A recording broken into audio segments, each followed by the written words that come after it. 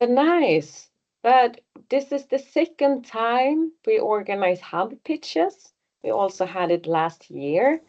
And from my experience, it was a really, really good opportunity to get an overview about or an update about what's going on at hub level and also to exchange. And also we have many goals and many things we would like to get out from this, but it's also a good opportunity to pick up some things you're interesting about, also listening to the other hubs, and afterwards reach out and connect with each other and exchange even more, like after the meeting, just email or phone each other. But we have 2 sessions. As you know, it's today and tomorrow. And I try to organize a time slot that works for everyone. But of course, I would like you all to join both days to take part of all pitches. We have some time slots as well. I will try to make my best to keep the timeline or time slot. But let's see. Iris? Yeah, can I just because unfortunately I have an important meeting at 10 to 10:30 today. I wrote to you in an email yesterday. Maybe you didn't see that. So if I could be the last one in that group, that would be fine. Is that okay? Oh, of course. Thanks. That's okay. Thank you. I missed that one. But great. But this is how it looks like then. And yeah, today we start with these presentations, and then tomorrow we continue with other ones. But why are we doing this? As I said before, it's to get an update about what's going on in the project at hub level. We know when we read like all the reports coming in Interreg, and also when having like contact with you, it's a lot of things going on, but maybe not everything is known by the other hubs or partners in the project. So this is a good opportunity to update each other. It's also about to get inspired, and as I said, to exchange. We both have time today, like all hubs have 20 minutes for presentation and also 10 minutes for question and dialogue and exchange. But also, as I said, it's really make use of the opportunity now when we have the SIRR project, and also afterwards, of course, but to write up some things, and then maybe after the meeting reach out to some other hubs or partners if you want to know more about some topics or things, or want to change more.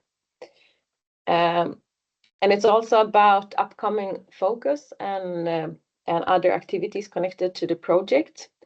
And you have received some questions for your presentation, and all of them are somehow connected to the work packages and activities we're going to carry out.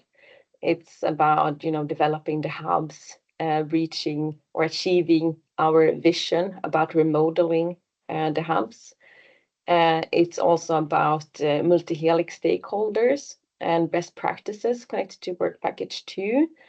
And here also we focus on, and in work package 3 to collect what's the hindering factors and barriers. And also, and thank you for that, Alistair, we added a slide about or what kind of support do you need from work package 3, and what could be like also student proposals or other things our support and knowledge partners can support you with. And also, I actually added some slides from the midterm report. It's soon finalized to be uploaded, but you could get some small pictures. Here you have one example of the map from the midterm report. But I don't want to take too much time, so I suggest that we move on with the first presentation. And the first one is Skagen. And you have 20 minutes for presentation, and then it's time for questions and dialogue. And I will organize the presentation, so just let me know when you want me to switch or change slide. Sure. Thank you, Emma. First of all, just a small warning. It has been quite noisy here at the office this morning. They are tearing down a concrete wall downstairs, but it can be even annoying up here. Right now it's quiet, and let's hope it stays like that for the next 20 minutes. Yeah, the Skagen Hub, you see a nice presentation from the midterm report there. And I would say this presentation, the slides that are following, it's something I made, but if Helle and Jens have something to comment, please just jump in and have your words too. But if you take the first slide, Emma, maybe.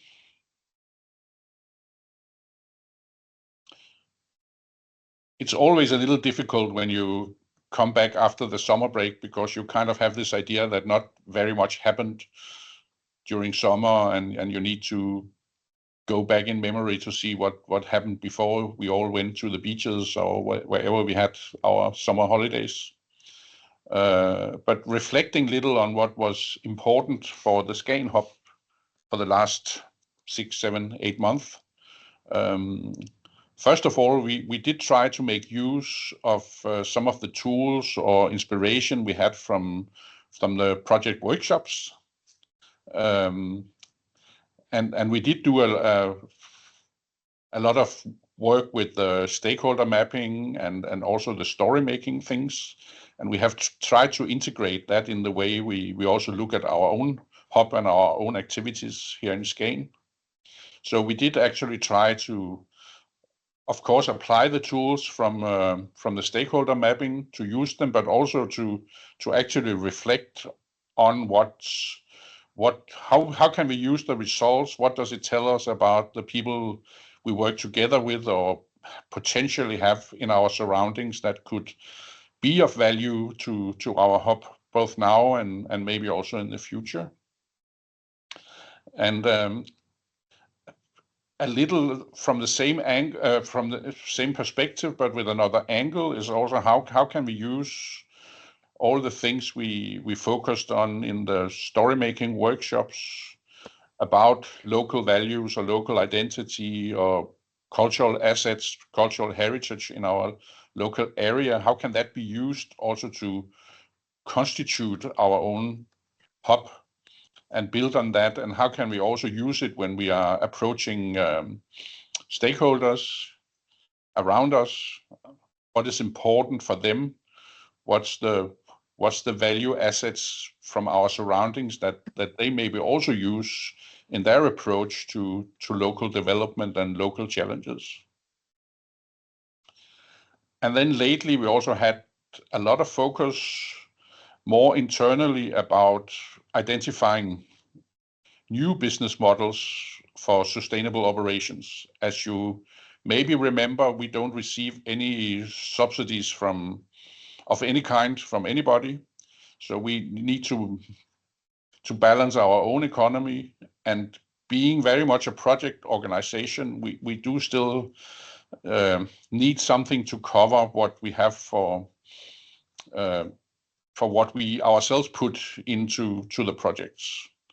And sometimes we do have consultancy work to do where we can send a bill afterwards, but it's getting more and more rare. So we need to find out how we cover the rest when we make projects. And that might also be some of the discussions on how can we use the values that we get from participating in projects like SIRR or our other projects. What kind of knowledge and value does it give us as an organization, and how can we use that afterwards also to offer value for some of our stakeholders in a way that is also economically sustainable for ourselves? So I think these 3 highlights has been what has been dominating in our internal work for the last couple of months. Next slide, Emma. And now, building on the highlights, we look into what is now the focal points for the work around the Skagen Hub.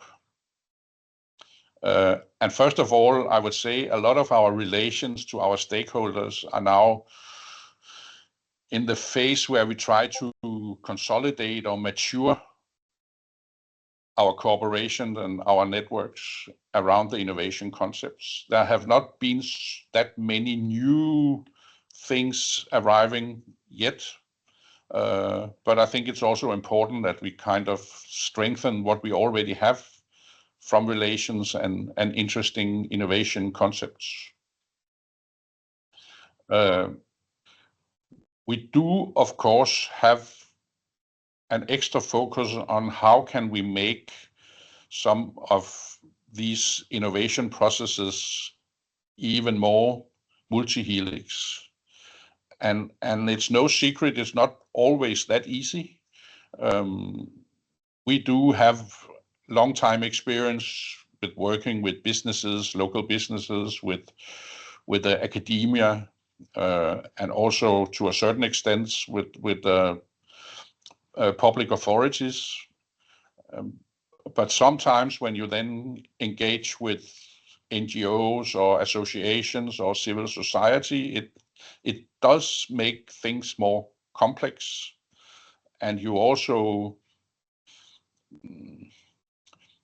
maybe also more often run into conflicts of interest when you engage with more sectors at the same time. It at least becomes more visible that there are these conflicts or potential conflicts. But taking our own medicine means, of course, that we need to try to look into this area and understand how we can do this in the best possible way. And I also think that when we actually succeed with making things more multi-helix, we get better value, and at least we also get a better understanding locally of what is going on, because more sectors are engaged more early in these innovation processes. Another focus that we have been working with, not just now, but actually for a longer time, is how to support entrepreneurial types that maybe use less traditional business models. And it's very often younger people who arrive in our area with a maybe more an ideological approach where it's not necessarily always about making profit, but very often about making a better world. And when they meet the normal innovation system, they kind of lose their spirit, because they are met with all these demands for bank accounts and controllers and business plans and stuff like that. So this more ideal approach sometimes is dying very fast, because they don't feel that those they wanted support from really understand what is important for them. So maybe we try to bridge the gap there between the more traditional innovation system and those who have alternative business models, and try to breach between the different approaches. And we do believe that it's very important also to listen to what these entrepreneurs really want. And of course, even for them, they also need to think about their bottom line and their business, because if they only think about saving the world, but not thinking about how can they make this sustainable, also from an economical point of view, it will be a very short business maybe. But it's very interesting to see this, and I think it's very much part of some of the dialogues going on societal level also. How can we do both traditional business and also new ways of doing business at the same time? And a little connected to that is also how can we participate in better knowledge transfer from academia to industry. We have quite some experience with this for some time, but we also think it's quite important how you do it. Maybe also when you actually need new kinds of knowledge that you didn't know you needed before. Jens, you have a comment? You have to look at our area in the way that we are tourist area.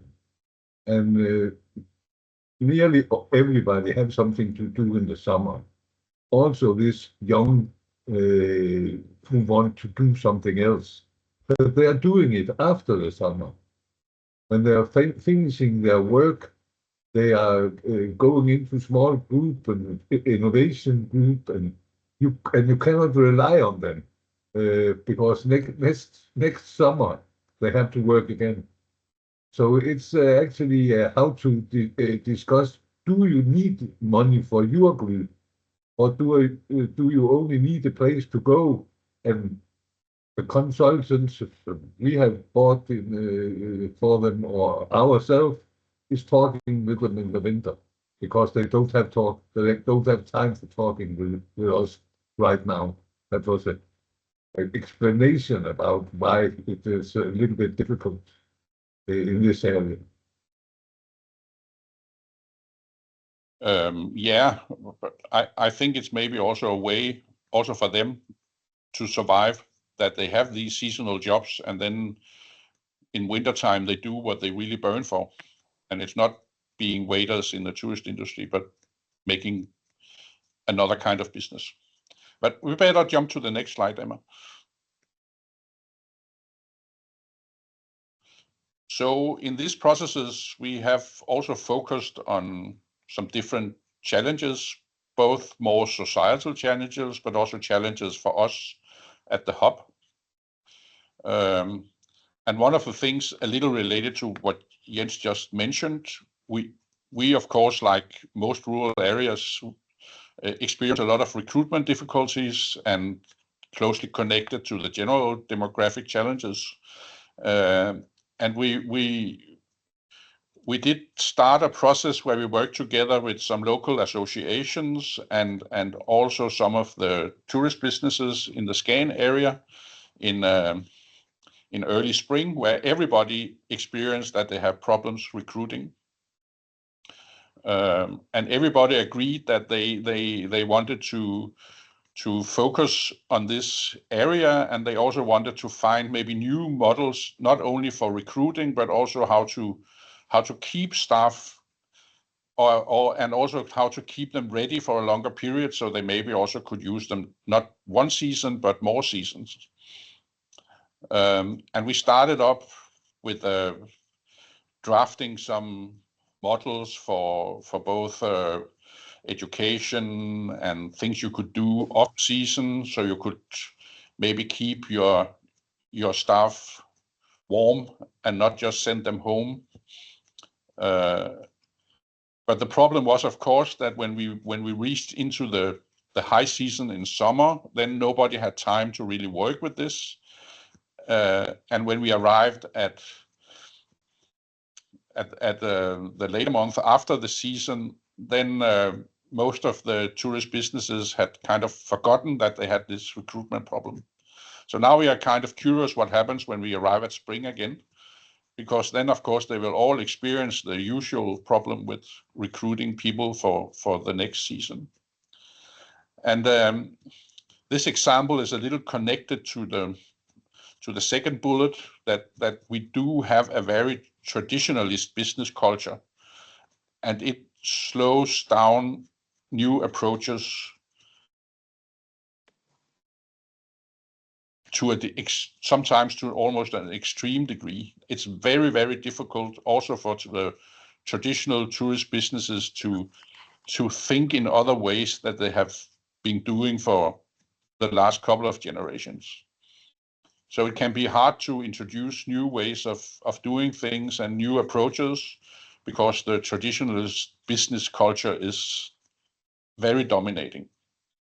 And it's also in other industry branches, but tourism is a more extreme example of how hard it can be to think in new ways. And then it's maybe a little a repetition, but for us as a hub, we do need to find ways for a broader inclusion of civil society and NGOs.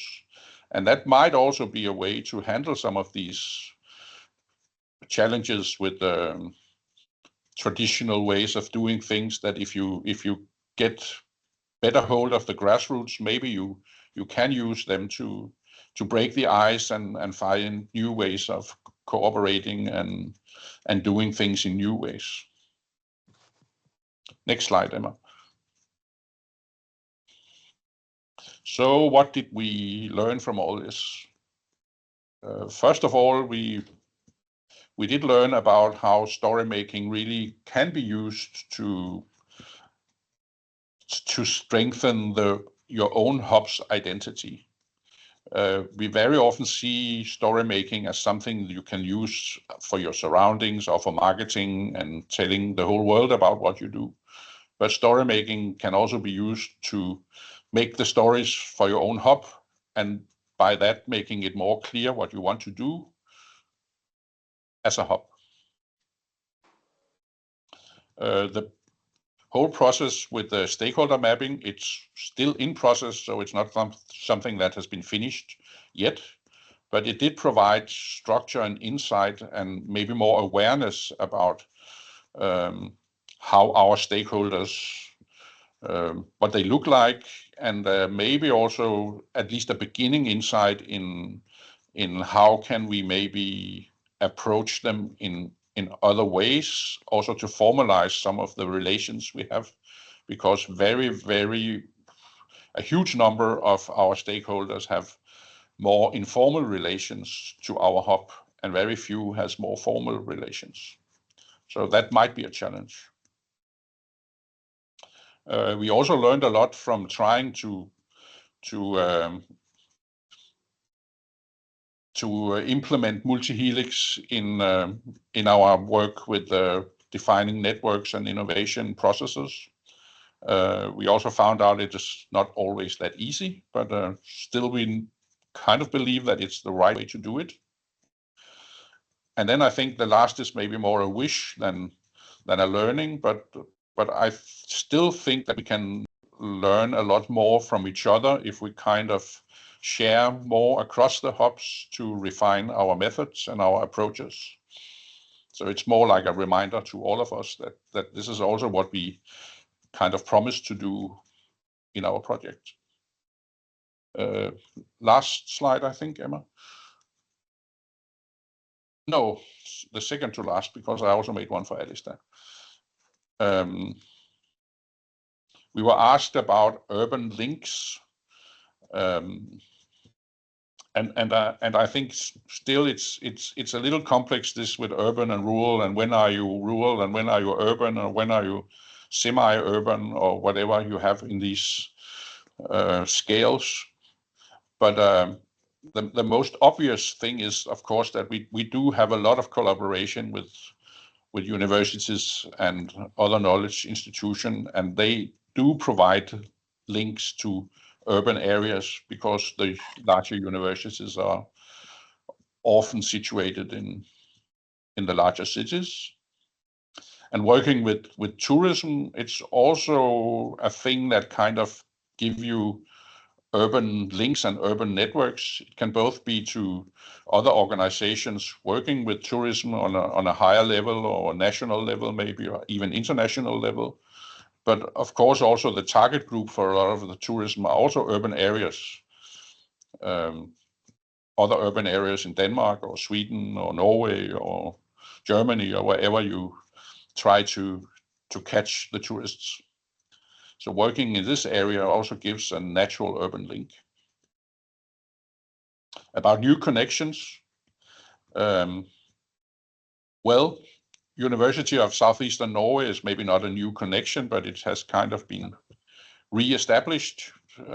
Also before we had the chance to invite them to be partners in the SIRR project, and we have good experiences with working together with that university, also because they have a lot of focus in the maritime area, and that's natural for us also to look into that. And then, as I mentioned a few times, we do try to strengthen ties with local civil society and associations, and we did have some examples of that also in the last period. Last slide.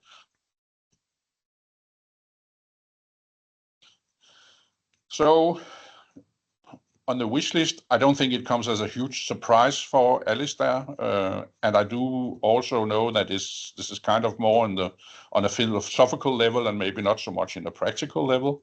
But we did many times discuss this aspect about the democratic constitution and mandate of the hubs, especially those of us who are not public authorities. What mandate do we really have when we start to constitute networks and start up innovation processes or local development? And in our case, we are also very often engaged with other actors that doesn't have even them a formal mandate, but very often it's those who really want to make a change. So what's the most important? It's having a mandate, or it's the will to do things in a different way and to develop local areas? How do we handle these complex areas? And then the last one is kind of an idea that Alistair suggested himself, with inspiration from sociology or social anthropology, to make a habitus matrix for successful stakeholder engagement. Maybe it was half a joke, but still the idea is interesting, I think. That was it for me. I hope I didn't use all the time.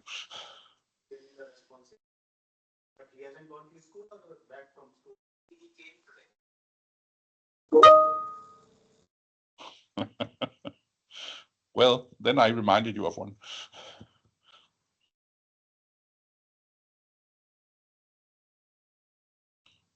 We cannot hear you, Emma.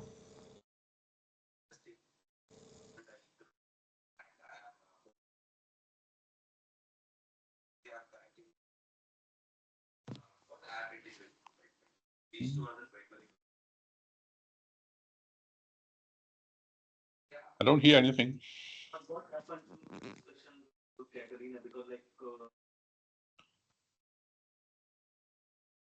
Nope.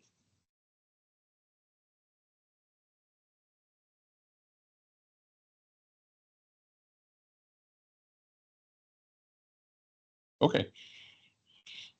I don't see any hands either, so all this was perfect clear. Now Carl Martin.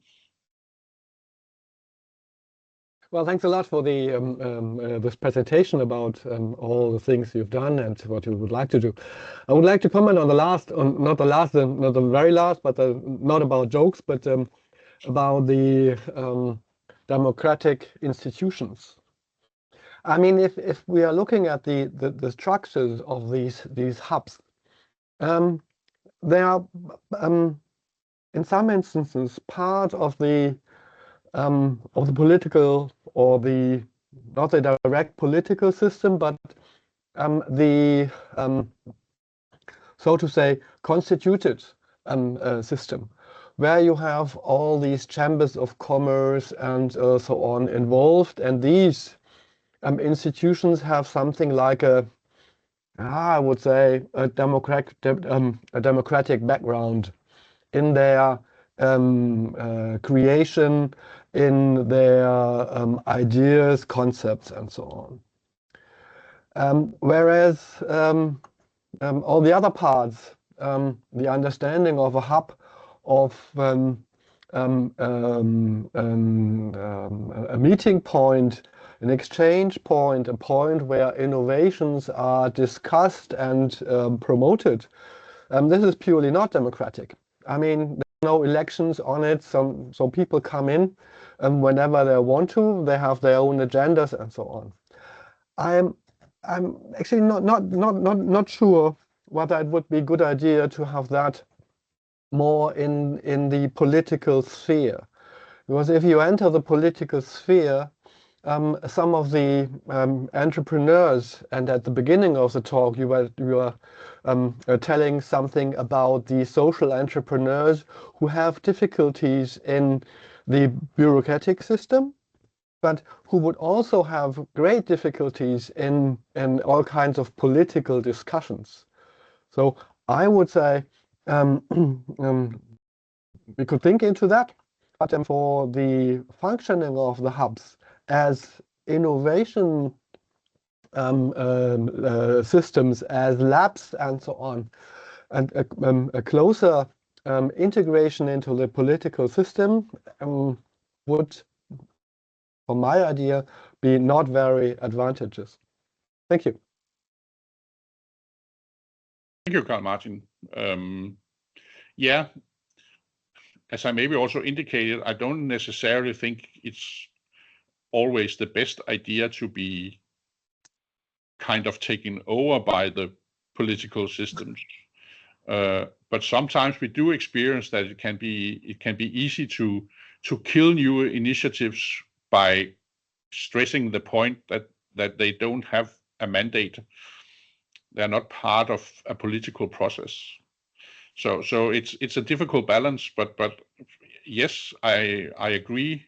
I think most of the time we are happy that we are not part of the local municipality, because it does give us more dynamic and ways to approach people in other ways, not being an authority. Alistair? I was just thinking that probably the legitimacy question is more attached to the hub itself, and it's maybe if it has a structural, as we called it once, contractual link to other stakeholders, then the hub and its stakeholders. So that's one focus, and that is more important than the legitimacy of independent or let's say initiatives the hub is promoting, right? So it might be that it is less tricky to discuss or to make a problem out of the legitimacy of an innovative initiative, because I mean it's just as far as it is legal and according to the let's say the legal framework, nobody can really stop an initiative. It can be maybe ignored, or it can be braked a little bit by actors that don't consider it interesting or against their own interests, etc. But it cannot be, let's say, legally stopped. So I think that the focus of the legitimacy discussion is more interesting when we focus directly on the hub and its immediate group of stakeholders, or the closest stakeholders in the innovation ecosystem. And we have a number of students ready to collaborate on new topics, and we can pick that up. Yeah, that was it. Thank you. Can you hear me now? Yeah, now we can. Oh, woo! Great. I happened? don't know what happened. But totally agree. And thank you, Michael and Jens, for your presentation, and really good remarks and questions, Alistair and Carl Martin. It was really good. We have still 1 minute. I don't know if you will say something more, Michael and Jens, before we move on. Otherwise, I can have one quick question. You also mentioned that the focus coming up is to connect to more multi-helix actors and especially NGOs. Do you have ideas in your mind already now how to more specifically do it? Not very specific ideas about how to do it, but maybe also just in general having more focus on picking up when we hear initiatives locally, and kind of offer our services more openly also to these groups. But nothing very specific. Yeah, good. But it will be nice to follow how it's going. And thank you again for your presentation. And it's time to move on with Stenvard. Yes. Thank you, Emma. First of all, I'm sorry my camera isn't working. I have fought with this the whole morning. But yes, thank you for your presentation, Skane. Michael. Yes, we. I've seen this slide before. Yes, should we just move on with it? Yes. Highlights from our hub from the last 6 months, with half of it has been our season, our tourist season. So that of course have taken up a lot of time. But we've recently completed our ceramics workshop, and as late as yesterday, the first class of people used it for the first time. This marks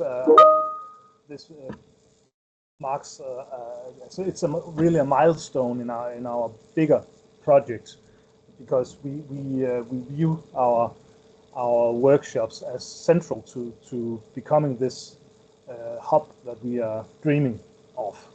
So that was should have been quite the festive day, but unfortunately we had a lot of other things to do. So, but yes, it was a milestone. It was a success even. Then, as I've spoken on several other occasions, we have had the inauguration of our train, which is quite the marker for locally for the history part of our hub, which also has meant that we have more than doubled the visitor numbers during the summer. Then we have started collaborations with a lot of different institutions.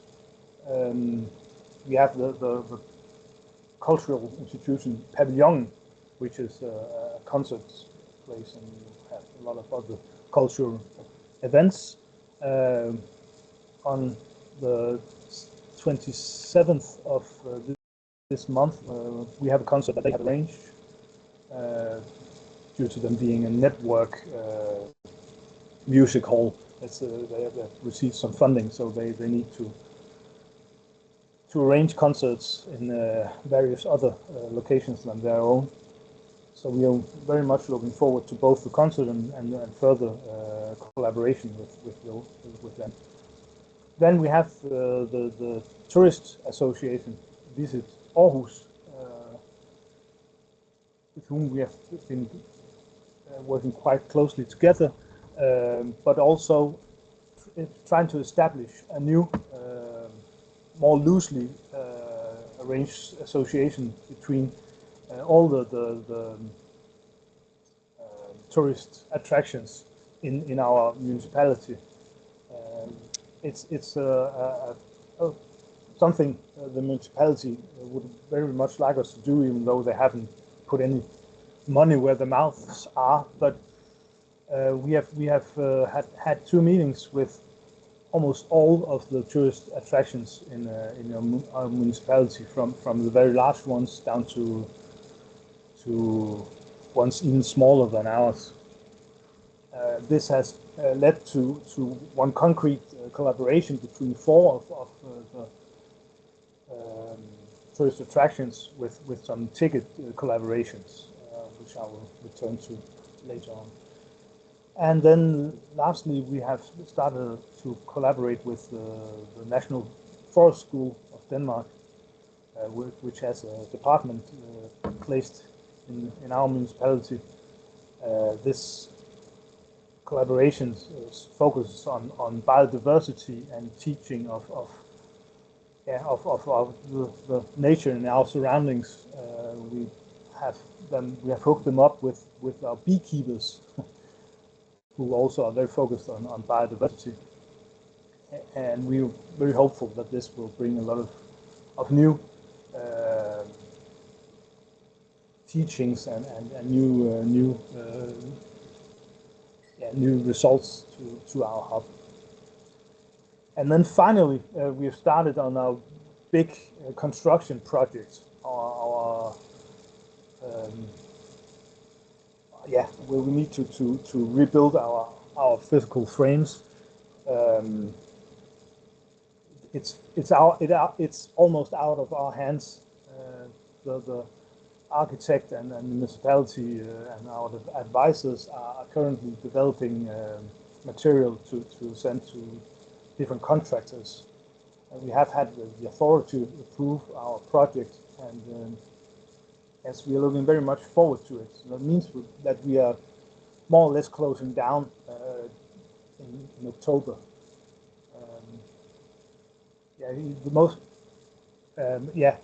The building and only the ground floor. Those of you who have visited us know that we have this huge space on the first floor, which we will keep open for as long as possible to keep on having different events, and of course our workshops and other activities in the surrounding buildings will keep on being active. Next slide, please, Anna. Our current focus is on some of the things I've already mentioned. Now that we have the physical frames for our ceramics workshop, we need to gather experience and the knowledge about how to organize it. How much do people need to pay? How do we secure fair use of the space? What are we providing the users, and what do they need to provide us in return? And how close do you need to be a member of our association when you use the workshops, and so on and so forth. The building project, of course, takes up a lot of time. It's very important to our future plans for the hub and for our hub as a meeting place. It's also quite important to lay the ground for new exhibitions, which we also are in the running or are starting to look at. One of the key components of this regarding both the new building, the repurposing, and the exhibition is flexibility. We need to have as flexible a building as possible. So we are very much focused on both how we can just push aside an exhibition, but also the elements that cannot be pushed aside. How can they be used for other purposes? How can we enrich all of our current areas of operation with this refurbishing of our building? Lastly, when we hopefully will have some more time due to the main attraction being closed, we are going to focus real hard on strengthening our core narrative and the vision for our hub. We really need to be more verbal in our communication about what our dreams are and what we want to do, what we see in the future for Sten and Mosby. Next slide, please, Anna.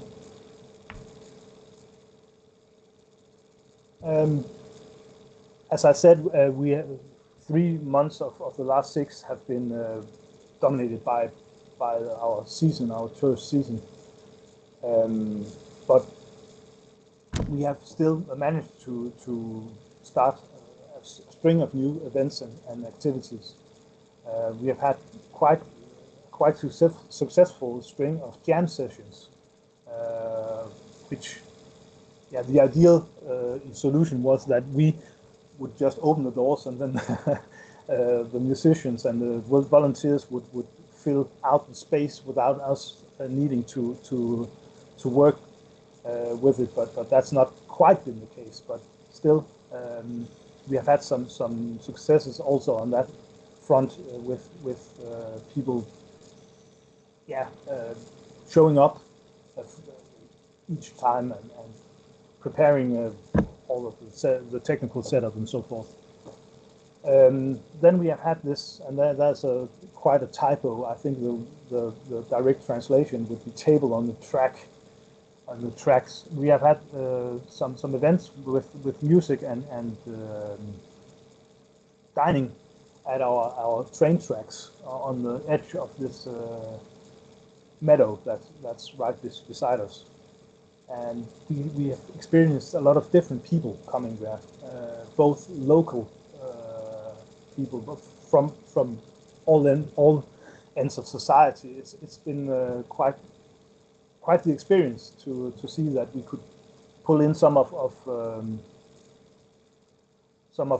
inhabitants of summer homes, local people from Aarhus and Randers as well.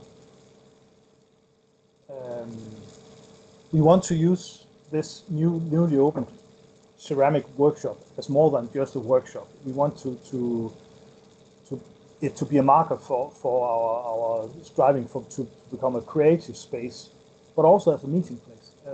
It's not, you don't necessarily need to work with clay to use the space. Of course, that's the primary use, but still want it to become a place that you just drop in to see what's happening.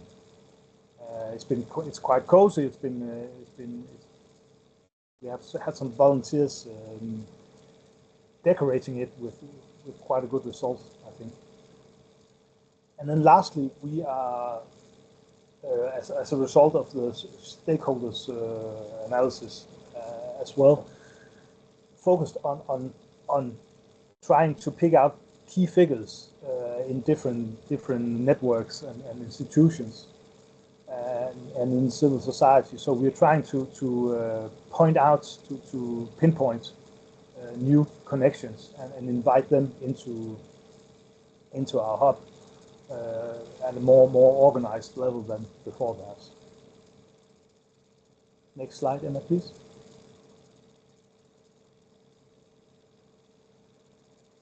Yeah, challenges and learnings. Yes, we did know this beforehand, but still, it's taken us quite by surprise how much time volunteers need from us. We don't have a volunteer coordinator separately in our employment, so it's something we do besides everything else, and that's quite a weakness in our setup, because it both means that some of the volunteers doesn't think that they get the attention that they need, and on the other hand, they drop in to our office from time to time just to chat, which of course makes our other assignments more difficult to complete. This is perhaps into the next point, which is our resource scarcity. We need to be very flexible. We need to both be able to participate in this SIRR discussion, as well as preparing for a visit from the fire department later this month, or answering the direction of traffic's report when they visited us during our season, and everything else. We really need to carry a lot of different roles, often simultaneously, which of course means that none of them gets our full attention. We had this tourist collaboration I spoke about before, where we tried to work together by securing cheaper tickets to returning visitors. As if they visited us, they got a stamp in this piece of paper, and then when they showed it to the others, they would get some kind of discount. We haven't had a single discounted paper in our organization all summer, so that simply hasn't worked. There's still some possibility to use it politically, which we are working on, because, as I said, it is a focus point for the local municipality.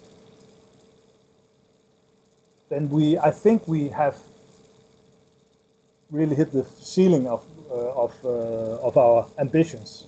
We have had, I think we have had quite the program during the summer and been successful, but it has also really almost depleted our personal resources to an extent where we have been forced to cancel some of our upcoming events. We have this autumn vacation in Denmark where we usually invite all the beasts and the spirits of the bog into our exhibitions. We won't be doing that this year, and we had big plans for a harvest ball that we had to cancel. So yeah, I think we are slowly drifting from this pioneering phase of our hub into a more permanent position regarding our resources. Of course, we still need to develop, but I think that we have reached the ceiling of what we are able to do volume-wise. And this again leads into the next point with need for clear expectation alignment. That goes with all our collaborators, especially our volunteers and the municipality. Whenever we ask a politician of what they think we should be, we get a different answer depending on which politician we ask. Of course, we have this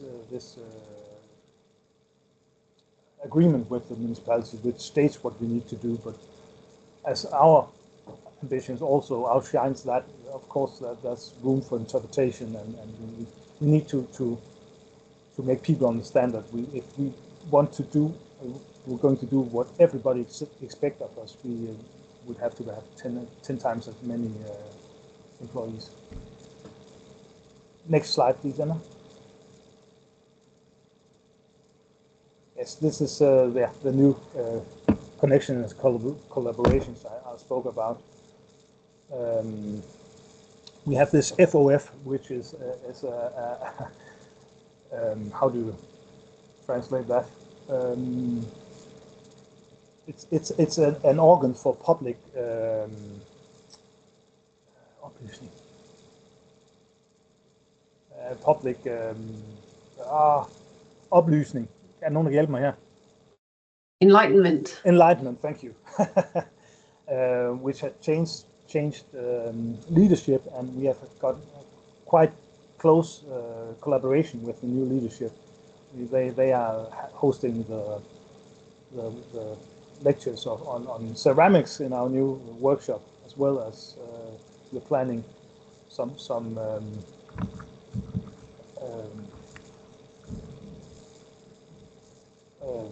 town hall meetings in connection with the upcoming elections with them. This is also where we see this the municipal election as an opportunity to reach out to try to bring our focus into the political debates and to bring in our stakeholders and to reach a common ground on what role a hub as ours should have in the local municipality. Next slide, please, Anna. Yeah, this we had some problems with this as well, as Michael also spoke about. But of course, this quite one-to-one, the collaboration with Pavilion provides an open connection to the main city of our municipality, Grenaa.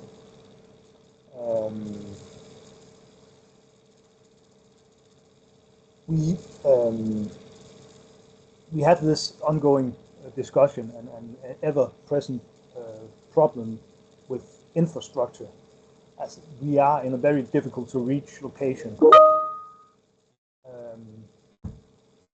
which far from city centers, and we need to strengthen that connection quite literally. but also we would like to invite some of these the urban energy, and that perhaps should more be from the even bigger cities, which we already have had some just by the so last yesterday the ceramic workshop, we had several people from Aarhus who wanted to be volunteers and saw the potential as we see it as well. Yes. Was that the last one? Yes, that was the last one. Yes, thank you. Thank you very much, Søren, for your presentation. And now, maybe before we open up for question, have you also maybe thought about needs from work package 3 or for students, or some specific topics we could dig deeper into connected to your hub and your challenges and also focus areas? To be quite honest, we have just opened that discussion. So I'm not able to provide anything of substance. We've just closed down for the season, so we are just gasping for air right now. But it is it's on our to-do list. To be fair and honest, Stenvad was the hub that already delivered the longest list of tasks or wishes, like focusing on the hubs as an entrepreneurial incubator, the topic of professionalized management of volunteers and that. So we do have, in fact, a few hints from your side anyway. Thank you. Don't worry. Great. Then are there any questions to Søren? Or remarks or reflections? Guillaume? No, it's not a question, it's a remark about volunteering.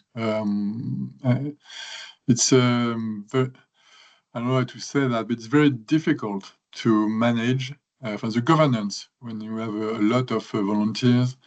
Is very, very difficult. So we kind of experienced that in Louvigny with the cultural center, which at the beginning was really open to volunteering, and year after year, it kind of delete a little, and the municipality had a really hard time to get the governance after all. So it's I think that's a good question for Alistair, how to manage volunteers in democratic governance. That's a very, very important point for equipment.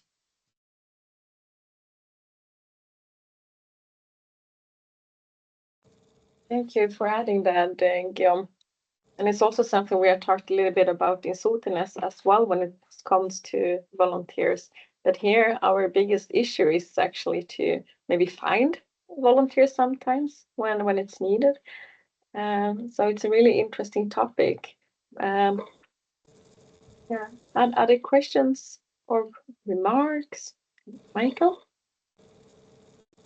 Also, just a comment, and this is about this with the relations to tourism. As you might know, in a former life, I also worked with museums and cultural heritage, and I think it's very often kind of the expectations that we should always just give and rarely take. So I think there's a need there to kind of find the balance and maybe also balance the expectations and the roles, especially when your ambitions are more than just being a place you go to visit, but also a place to meet and to constitute networks and doing local development. So I think that's a general challenge on how to handle tourism. Yeah, fair point. Yeah, thanks. And Ebba, also raising your hand. Yeah, So, could you describe the hub's overall vision regarding sustainability and resilience?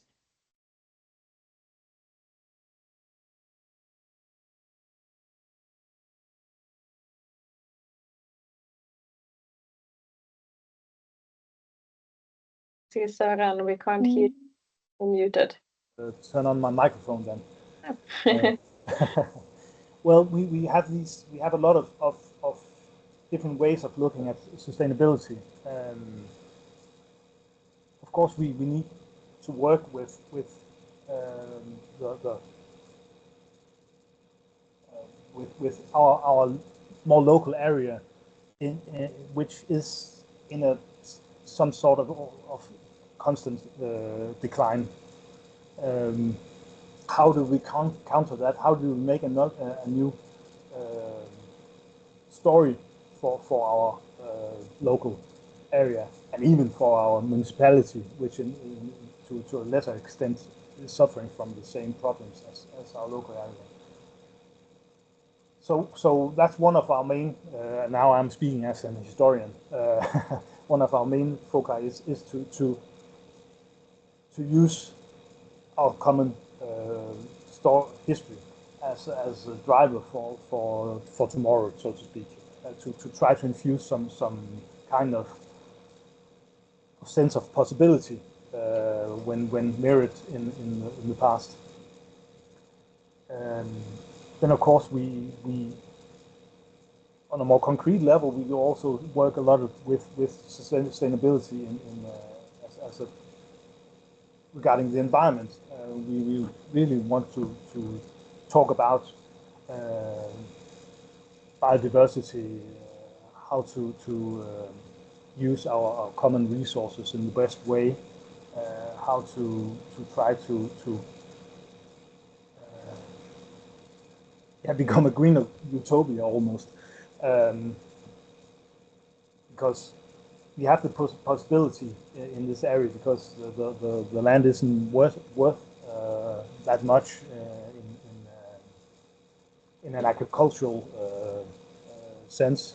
So perhaps we could work together with the municipality to buy up parts of the land to perhaps with focus on the bogs. We are talking with the municipality about that as we speak. So that's another part of our the way we look at sustainability. And then, of course, there's the sustainability in the way we organize ourselves. It's no good that we need to be part of everything that happens here. So we need to develop sustainable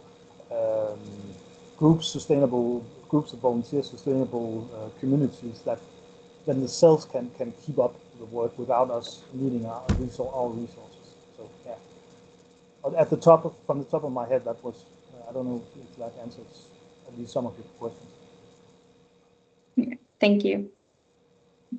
Yeah, thank you, Søren. And I can actually add something there if there's no other hands raised. I also took some marks during your presentation, and one was actually connected to strategies.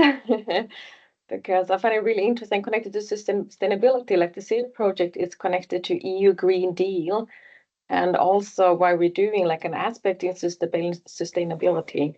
And this dimension is, no person, no place left behind.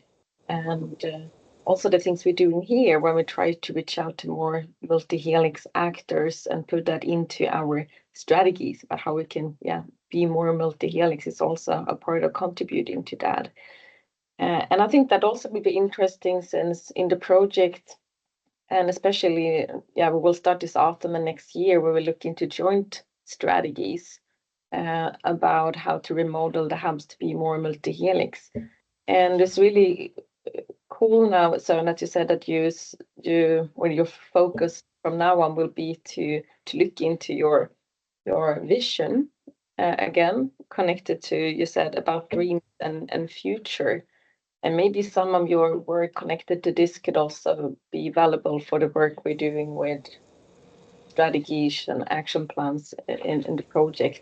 And we're looking into that in Sotenäs too, and maybe we can learn a little bit from each other, or I could see a connection here that maybe we could exchange a little bit as well. Yes. Because of course the division is a part of the your strategies.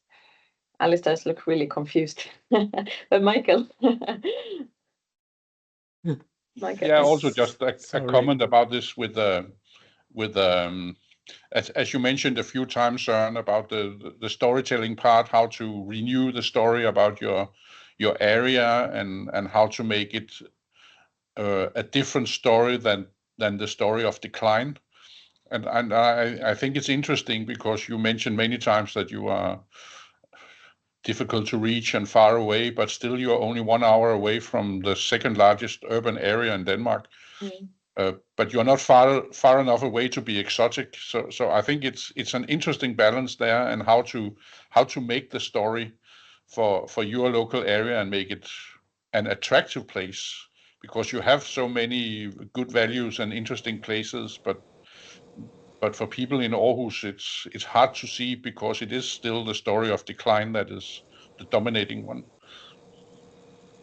Yeah, that's quite true. We have the experience that when we succeed in getting them out in the countryside, you say that's an hour from Aarhus. Sometimes it feels that there's twice that distance from Aarhus to Stenvad, as is the case the other way. But when we get them out here, they quite literally fall in love with the place. We have some people from Aarhus who went here in the spring and have brought 4 times some of their friends with them to see the place. So the main, I think, one of the main problems is getting people here in the first place. Then we have something for them if they just would come. Again, thank you very much, Søren, for your presentation. Really interesting to get an update about what's going on in your focus and challenges as well. But now it's time for a refreshment break. It's a 10-minute break, so let's meet 22 past 10 again, and I will use the time to restructure the presentation slot a little bit. So after the break, we start with Lysekil, and then Social Impact Hub West, and then Trendy. We'll see you in 10 minutes.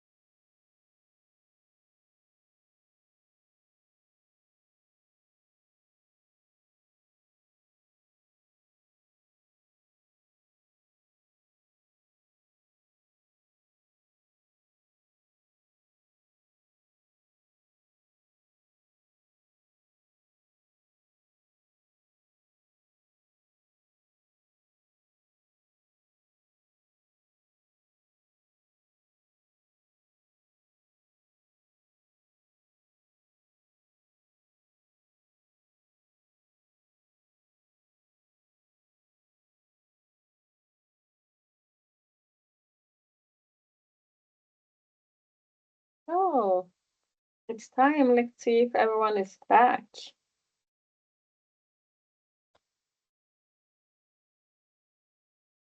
10 minutes goes fast. Oh yeah. Yeah, we have one more presentation today compared to tomorrow. So tomorrow we have a little bit more time. But great, looks like also everyone is back. Yeah. So, great. I think we start. So it's time for Lysekil. So Elisabeth, the floor is yours. Thank you so much. Yeah, and Theresia might join me. I know she has another meeting, but she said she will join me sometime around now. And if I'm shifting, I'm trying to escape the sun. I'm working remotely, and it's very sunny today. Normally, I don't escape the sun, but today I have to do it. So we want to give a little briefing of what happened in Lysekil during the last 6 months. We're still working on trying to build the stronger rural community through collaboration. And we have a vision, and we have to work closely to the local businesses, to the civil society, the academia, and the networks, especially to increase trust in the municipality as a partner and strengthen pride. We have talked about this before. We have to strengthen pride among those who live and work and visit Lysekil. And the last 6 months still have been challenging in Lysekil. We have talked about it before. The business climate is among the worst in Sweden. We have a confederation of the Swedish enterprise. They make a yearly survey among business owners in all municipalities in Sweden. And we'll have 290 municipalities, and we are ranked like place number 282. And it has been like that for a long time, and that's not good. And at the same time, we have a budget problem in the municipality. We are undergoing budget cuts. And like other parts in Sweden, we have to shift funding from childcare and schools to elderly care because of the demographic. So people are upset about schools being closed, and there is a big debate about this. So we really have to rebuild trust. This is even more important now than it was last time. And we must engage more with all the businesses and associations and civil society. And we see that SIRR can become this hub, this reliable meeting point for all the stakeholders. You can shift. And we have been working about this, the increasing trust in the place of Lysekil. It's one of our 3 parts of the SIRR project. And we believe that we have to create this positive image of Lysekil as a nice place to live, to work, and visit. And it's good not for only the inhabitants, but the businesses and the residents as well. Now we have come so far that we brought this external partner to help us to plan the workshops. It took some time because we have to make this what's called public procurement or something, when you want to buy from the municipality, but that is done now. So we have also found a coordinator that will help us to do the practical workshops. And we are going to do activities all around the municipality, in different parts of the municipality, both urban and rural, to engage the different groups that we need to talk to. And we think this is like a key step in shaping this identity, a narrative for Lysekil. You can shift. So let's see if Theresia will arrive or not. I think she thought it was later. But what we have done so far, since last time we have had this community building meeting place, and that took place in a different part of Lysekil than in the city that normally host these events because we want to go to the other parts of this of the municipality to meet people, to meet both the businesses and associations and as many as we can meet. And this was mostly the planning department. But also there's a photo of a man called Mikael, and he's like the customer service advisor. And he's also working as the business support coordinator. So it was plenty of different people. And it was very good. A lot of people came there to discuss building permits or just talk about other things about the municipality. So we have to open the doors in different parts of the municipality. And then we hosted the External Insights Day. That was a collaborative event. And then it was municipalities, companies, regional actors as well, discussing regional developing businesses and how we can help the rural areas. That was very good. So that was Business Region West was included. The former SIRR partner Anne, who was in the project from the beginning, she was there talking about coming trends, how we can help each other, and good examples from companies as well, like Preem. And also in Strömstad, they are looking at establishing a deep water port associated for the offshore wind power. So we talked about how that can help the municipalities and what it means. And we also had a joint inspirational trip to an industry conference with municipality people. And that was about community development.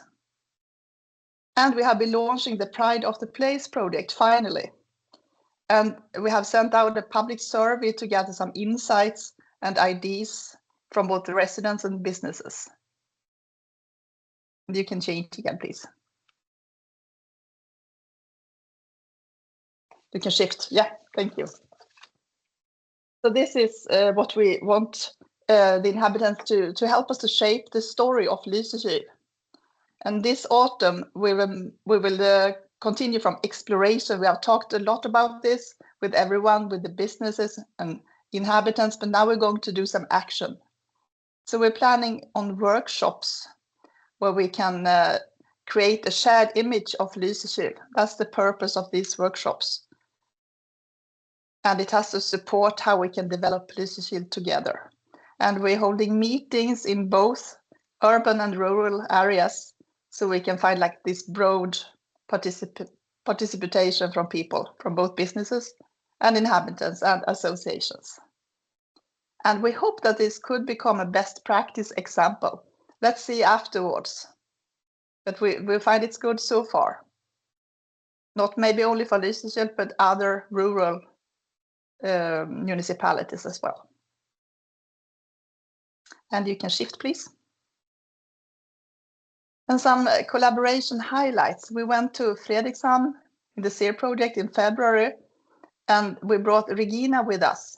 She's a local guide and very interested in how we can develop Lysekil together. So, she is our new coordinator currently, and she's a great addition to the team. And we also had some meaningful exchange with Sotenäs. You invited us to a tour at the local business who is famous for his storytelling approach. And we also plan an event in October together with a guest speaker that we also had at the storytelling event. And next slide, please. And the challenges we have, it's still limited engagement from academia. We think it's hard to match what we need with students. But we have some activities planned from the fall, so I think it's going to be better.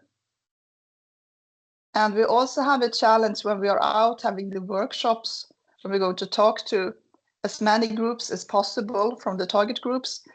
We think some of them could be less engaged. And it's so important that we get the voice from everyone. If we're going to shape what Lysekil is, the narrative, we have to get all voices heard. And also time is a limiting factor because we all have lots of things to do, and same with the partners. So we have to find time for it.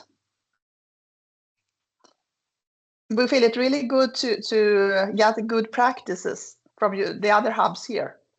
I heard from the beginning lots of similarities with Skagen. We have the same issues, talking how we can help businesses to develop. We have been talking about especially retail industry are very traditional, and how can we help them to get newer insights. That's a process. I think we can work together on this to find the good examples. And we also have a project called Upplevelsenäring, experimental experience economy. And that's a project trying to get the tourism together with the culture businesses to try to see where they can find business together to strengthen both these branches. And the next picture, please. I think that was your last one. Oh, I think we had another one about Alistair's question. But I think what we need to do is to get insights from the other hubs. That's the main wish we have. How we can learn from you, because you have been doing this also, and you have the good examples to get closer to the academia and learn how other hubs do it. Thank you very much, Elizabeth. And that's really good. We are working now this autumn to collect best practices. There was a presentation and talk about it last Friday, and there will be more activities connected to that during this autumn. I think that's also, as you said, good way to exchange and good practices, and also what was good and not when we try different things connected to health. Thanks a lot. But then we open up for questions or remarks, reflections.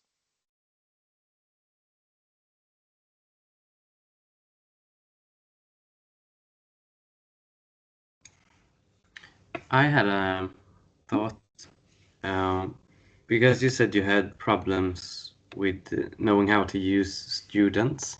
I was just thinking creatively, and I was like, if someone would have said to us like a couple of months before the internship application, could you create some ideas on how you could help us?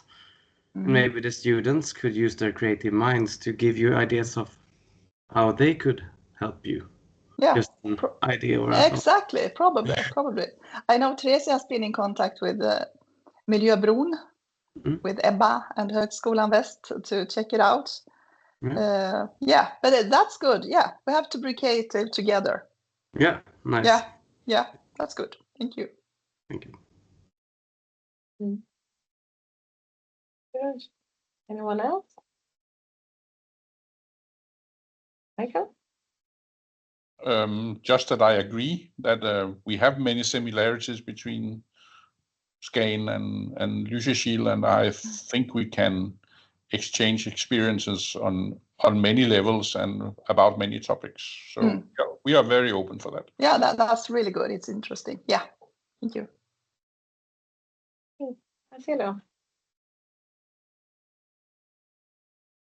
Yes, I was just wondering, while you've been doing this work, if there are any sustainable development goal that has been your maybe top priorities to focus on. I know that usually the municipalities have some that they try to work from, but maybe you've identified some new ones in this work that you've been doing through SIRR.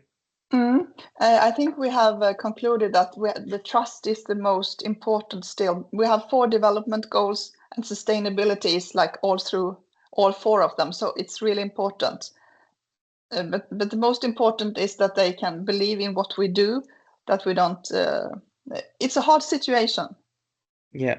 We have lost two management positions since May, and that's like bad publicity. Also, our manager at our department quit in July, and that's bad because we have different leaders, and they have quit. Yeah, and they like promise so much to everyone, and then they just gone. So we have to rebuild trust, independent of functions. I also think that there is a possibility to work with students in that regard. There is actually this whole area of trust as a sort of scientific area and how to build it and to create embeddedness in areas. I was actually working a lot with those questions as well, a lot when I was a student. So potentially something within that field is also possible, to like how to, you know, create maybe new trust, but also keep what has been created since previously. So that's a possible area as well that we could potentially look into with students. That would be interesting. Yeah. Yes, a really interesting area. And I really remember that we have a student proposal actually developed within the SIRR project connected just to trust building, because that's also talking about multi-helix. I mean, it's internally, but also with all the stakeholders. And trust is really important for good collaboration. Yeah, for sure. Yeah.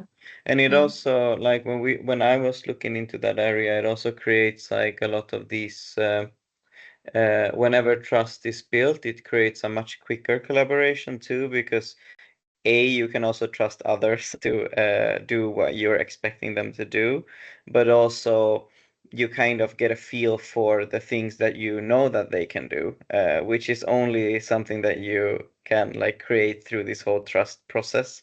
So I think that previously there were some talks also about the NGOs and the companies. So as soon as that's kind of established, it creates a much quicker workflow also, and a smoother workflow. So I think that there are some angles that can be targeted also connected to trust. It doesn't just have to be trust as a whole, but it can also be broken down into like smaller areas as well. So just a thought. That's good. Thank you, Marcelo. That's really good.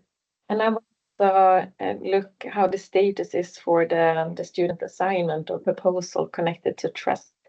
I will remember that Aarhus University like used some of the proposals we developed within the project, but I'm not sure if they have students on them already, but maybe something could be of value coming out from that. And just to remind all of you here in the meeting, so we developed around 8-9 student proposals, and they were based on the workshops, work package 3, or Alista moderated in the beginning of the year. It was in the end of last year, in the beginning of this year, the strategy workshops. And we have always kept them in mind, and also some of the students here also focusing on some of the topics. But great. I have still some few minutes. Are there any other reflections or questions? I can take one then. I find it really interesting, this image of Lysekil, and we have been talking a lot about identity and story making and those kind of things. And connected to SIRR and the multi-helix perspective, you said that you were going to have like workshops connected to this, like and engage a lot of different stakeholders when you have the work. Exactly. Yeah. Oh, that's cool. And do you have in mind already how will the workshops look like, or? Yeah, we had a meeting a couple of days ago with a company that will help us with the process of this, and that was interesting how they can engage people in an easy way when we talk about inhabitants. So Regina will do the workshops, and that's both on Skaftö and Brasta and Lysekil, that different parts of the municipality. So it will be like an open house that you can come to. So you never know how many that will come, if it will be lots of people or if it's just a few of them. But we hope we will get engagement from the people. Oh, cool. I'm looking forward. That's cool. Me too. And learning. So it's already next month. So we will do a test run in the municipality. So she can try it out, the process, if it works. Great. Thank you, Elizabeth. Thank you. Thank you so much. Thank you. And then we move on with Societal Impact Hub West, the new hub in the project based on University West. So Per, I think you're there. Oh yes, I should just get my microphone to work. What should we say about this? A new incomer the Societal Impact Hub did actually exist at University West some years ago, and then it was closed down due to political internal reasons, and now it is coming back again. But it is also being reshaped a bit, so it is currently under construction, one can say, to identify the focus of the hub, how it should collaborate, and the priority areas of the hub.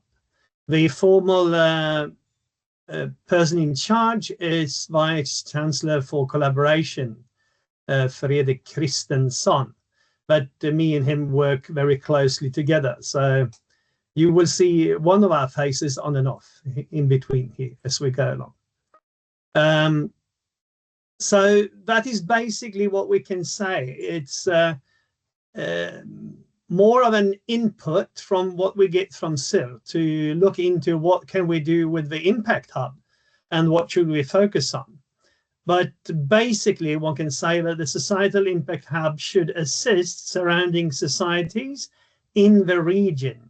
And that means primarily the 14 municipalities surrounding University West. So that is where we start. And then we will see what will be the focus of it. So I open up for any questions, comments, ideas.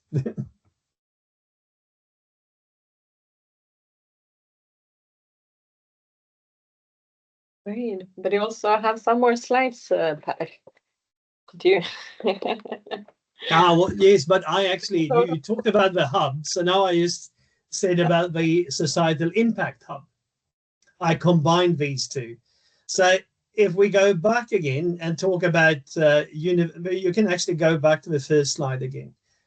So the Societal Impact Hub is part of University West, and University West is also one of the academic actors of the SIRR project. So the hub and is part of, and we collaborate very closely. So it will be a little bit of a vague thing between what is actually done through the research component and what is done by the Impact Hub as such in particular.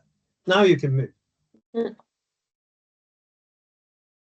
So if we look at University West in general, or rather as an academic partner of SIRR, it is to focus on the research component, to make analysis of what is happening in the development of the hub, the SIRR project. Focus, as you have seen, we have co-authored one article, which was finally published, Alice, which is good. It's always nice. And then, of course, we will continue that collaboration to see if we can find new inputs and ideas and focus for further research. Due to the limited time available from University West, we do purposely, but it's also a pedagogical idea about this, we utilize research assistants. That means that we have a number of the master students in work integrated learning with different themes, focusing on leadership, on sustainability, on politics, and we approach the students and we give them tasks that they will work with. And we had a startup meeting for the current one, was that, Emma, last week, I think, or something like that. And I can see some of these research assistants on the screen as well, which is excellent. So what has happened here is that the municipality and the Sotenäs Symbios Center have asked for assistance, one can say, that they have challenges, ideas, or focus areas that they would like to know more about. And then we give that assignment to the research assistants, the master students. So what they do is a full semester research internship. That means that they are working for several months to produce analysis, reports, field studies, whatever we would like to find. And I don't know if we go into the details about that. So that is the main idea with this, is to combine education with research. from a University West perspective, that is work integrated learning for us. And it's good for our students. They get hands-on experience. They work with a proper task, no fiction here, it's reality. And then they come up with reports about this. And that is how we're going to continue working and formalize that setup. So from January onwards, we have the next group of master students going for research internship. So now in November, December, we are going to structure and organize who would like to go to Sotenäs and so on. I would now like to highlight that from January onwards, we have an enormous number of master students. We are now probably the biggest master program in Sweden. We have more than 200 students in January. All of them would like to do research internship, which means that it opens up for more or less all actors in SIRR. If you have something you would like to do or like to get assistance with, we will call you, me and Emma, in November here and say that, okay, now it's time, come up with something you would like to get done or something you would like to have assistance with. Remember now, most of the students are international students, so it doesn't matter for us, but it will be in English. If you are lucky, like this time, we are going to do some more field studies focusing on certain issues. And we have one of the international students is fluent in French, for example, which is excellent because that helps us a bit when we would like to make interviews in a local language. So unfortunately, no one speaks German currently, I think, but that is not a problem. But it's always good, especially if you like to talk to local actors in a society. You can actually make a Zoom interview in France, for example, which will work. So that is what we're going to do. So I gladly invite you all to just come up with and think about ideas. Maybe we can take one example to give you a hint about what one can do. And I can see Marcus on my screen. So now, totally unprepared, Marcus. Can you tell us in 10 seconds, what is your assignment? What are you supposed to do for the Symbiosis Center and for Sotenäs municipality? Yeah, sure. So basically, my assignment is to interview as many part-time residents as possible around short semi-structured interviews, maximum 10 minutes, around 50 to 60 people, and also full-time residents who are a little bit younger to see what made them go there and what Sotenäs kommun could do to make them stay or improve, basically. Yeah. So the challenge basically is that, as for many smaller municipalities, the permanent residents age group is growing older. We don't have enough residents, and we are a tourist destination, which means that, similar to Lysekil, but in Sotenäs even worse, that we have a very small population which grow dramatically during summer. But the municipality need to pay for it, but we don't get any tax income. So Sotenäs would like to be more attractive, like to have more people who register and reside in Sotenäs to enhance income from tax, to be honest. That's one of the issues. But of course, the population should hopefully grow younger and bigger. So, and the part-time residents is a very interesting key group. So that's one of the focus areas. That's just to give you an example of what can be done. We have some more students I can see. Who is Ritu? Can you tell us in 10 seconds, what are you going to do? Yes, I'm going to do quantitative research on this. So yeah, we are searching reports and all about Sotenäs commune.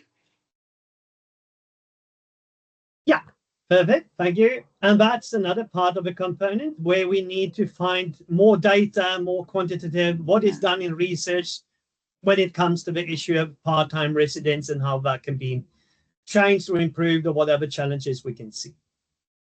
I think I stop there. So that is basically what we're going to do. We try to focus on research, active research, where we collaborate or rather include students.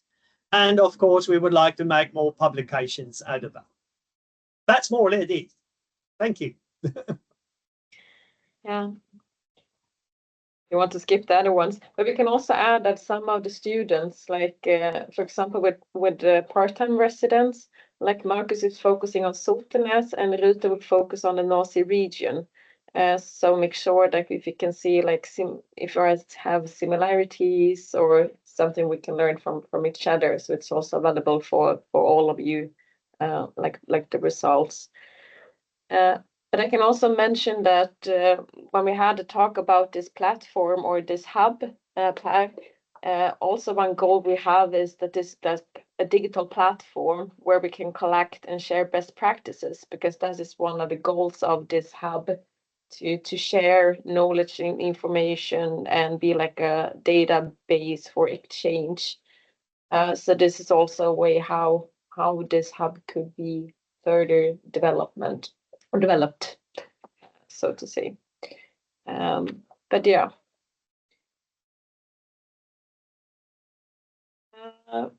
Yeah, we have one hand raised. Yeah. Questions? I'm Anyone? sorry, I Comments? can you hear me? Yeah.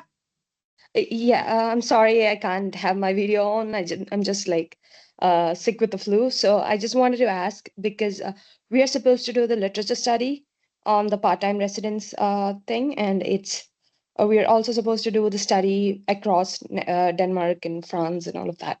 So we were wondering if we could have literature, like access to the literature through contacts in other municipalities. So people here perhaps, and if there is any way we could get like a time to talk with them, or Yeah, we will support you by coordinating this, but thank you for adding that, because if you want to get as best results as possible coming out from this assignment, of course it could be valuable for our students here if your hub or hubs here have like some specific literature or information that they could use when it comes to part-time residents and socioeconomic analysis and those kind of things. But we will support you coordinating this, of course. all right, so we can reach out to you, right? And also through work package 3, you have your supervisors for your project, and they will support you. Okay, thank you so much. Of course, we are really happy to have you in. And Marcelo?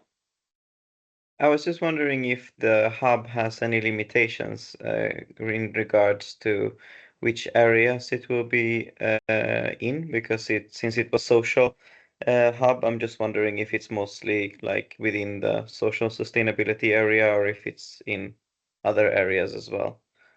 I think it is. That's one of the issues that is being discussed, but it will most likely, I would say, it will be societal impact, means that it will be social science, humanities, that is in focus. However, when saying that, we should not limit ourselves. We should be open-minded, transdisciplinary, which means that there are always ideas, focus areas that needs to be looked into, which include both the technical components and other components. Again, a little bit like an advert, when we have, or rather, many of our international students come from various disciplines, which means that they very often hold a very, very good experience and academic knowledge in fields that is beyond social science. I think there is, didn't one of you students had a master degree in agriculture or something like that, more or less, or experience in that field?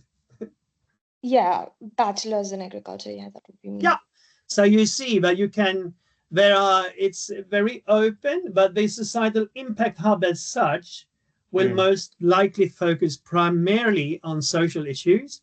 Yeah. But I don't think that is what it should be limited to be honest. But that is not for me to decide. But no. Yeah, I'm mostly asking also because from one of our perspectives, it would be interesting also to see how you then later on like monitor and measure the impact of the sustainability initiatives that you take, but then they will be mostly within social then in that case, I'm assuming, but with also a little bit of a twist. Because that could also be potentially something that's explored by a student as well, like how you can monitor and measure these social impacts that are being made through the hub as a whole, maybe. Yeah, and I think one should be aware that one can cross over a bit. Let us take one example. If you have a circular economy focus that is in the symbiosis, there is also a societal symbiosis, which means that there are still issues that needs to be looked into a little bit more when it is how do the society, how do the stakeholders, how do the residents view and understand the importance of a circular economy and so on. So there is always a crossover that is of interest. Yeah. So it might look environmental sustainability, but environmental sustainability is not on its own pillar. They should always be integrated. Yeah. Just to make a little bit of a distinction and make it clearer, I think, for us as well. But I feel like I got a good idea now. Yeah. Thank you.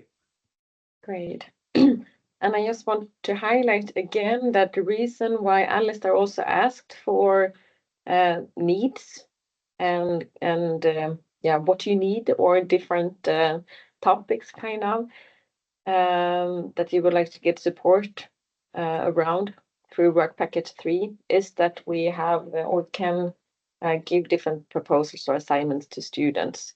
So we will of course also look into your points on this slide. But I also want just to highlight again, the SIRR is also about formalizing some kind of connections. And this is also connected to what Per said, that they have students every year that need assignments, They have different intern students or internships they have to offer. And so this is also a way to kind of maybe formalize some different kind of connections and relationships. So instead of all the time, every year looking to different tasks, you can formalize and say, okay, but every autumn we want 5 students. And then you put that in your organizations kind of and say, okay, what kind of different topics or questions do we want to have support with this year? But that's also something we will look into with University West to also strengthen our connection to universities. And maybe that also, you mentioned that, Elizabeth, connecting to universities, maybe that could also be formalized that every autumn or every spring we want to have five students from this and that university. It could be different ones, of course. But we will also, like Alistair highlighted in the chat, of course, look into your slide with needs for support. But you had one last slide, Per. Maybe you want to say something about that as well? No, not without being too academic. But so I leave it because it's a little bit of self-interest, one can say. The research focus of work integrated learning that we have at University West means that we are trying different methods and methodologies and concepts, trying to improve the connection between theoretical knowledge, university knowledge, and practical knowledge. And that is exactly what the students now are doing. They are actually testing what they have learned within the university, and now it's time to test it and learn and get the experience in practice. So But how you do that is of great interest for us, because that's a research field for us as well. So we are testing it on our own students to see how well it works. Great. Thank you. Thank you, Per. Any other questions or remarks, reflections? No, then I can just say one more time that you are like in a start-up phase now again with this hub, and we had a chat before, and we will see more from this social impact hub list coming up, especially after New Year's Eve. Yeah. Right. Yeah, and more activity going on there after then. Yes, so from January onwards, we are going to put at least 3 or 4 master students in the Societal Impact Hub to make different components of analysis and ideas and concepts, and in order to assist the hub to develop. So they need a lot of data in order to understand where they should go. So there is already an upcoming task for the coming students related to the Societal Impact Hub. Yeah. That includes a stakeholder mapping. Yeah, for example. Again, so thanks a lot. Thank you. Perfect timing, because now Iris is back and it's time for the trendy presentation. Great. And the first slide is from the midterm report. So just let me know when you want me to change. Thank you very much, Emma. And I hope to fill in Arne's place while he's on parental leave, as he would like, and in the best interest. So yeah, the pitch about trendy. What we've done the last 6 months is quite well. We've come quite a long way, and Emma has already seen it. The big, different change of our office premises, really. So this is one thing that I will start talking to you about it and what we've done. Just to set the scene here. Just a reminder, Trendy is based at the University of Vechta. So we're part of the university and not an independent organization like some other hubs here. So we are actually closely connected to the academia, but we see ourselves as a hub to connect the different stakeholders within the regions. But also, and that's the most important bit, to foster entrepreneurial thinking within the university, but also within the region. So this is maybe a little different of a focus than other hubs have, in terms of we're not aiming to have our own premises where we are running events, but it's more to equip stakeholders and students and the region with competences that they need to get active themselves and to develop sustainable ideas within the regions themselves. So as one part, we consult students and staff of the University of Vechta with business ideas. And that's previously we heard that it's often the case that it's not only a commercial business idea, but it's often an idea of how to increase the impact on the regional society, really. So we have a lot of social entrepreneurs knocking on our doors, and they have an idea and would like to make an impact. But also we try to have an impact on the region itself, and that's mainly through connecting with them and offering our support or collaboration within different projects, so that we can bring in our competencies in terms of entrepreneurship into the different organizations within our regions, but also within projects that are cross-border. So we're involved in different projects with many different organizations. If you could jump to the next slide. So I would like to focus on a couple of highlights that we've been working on over the last half year. So we've been talking about the kind of the solution bridge between the western part of Germany, where we are located, and the eastern part of the Netherlands, which is, of course, a different country, but it's located relatively near. So Groningen is just about less than 2 hours away from Vechta. So that's a close connection that we're trying to strengthen. So there have been, what we're highlighting here is that we got people from a school from the Oldenburger Münsterland, where the University of Vechta is situated, and decision makers, and we went to see what the Hansa University in Groningen is doing to discuss, okay, what kind of innovative projects are on our plate at the moment, and how can we strengthen a collaboration or an exchange of ideas to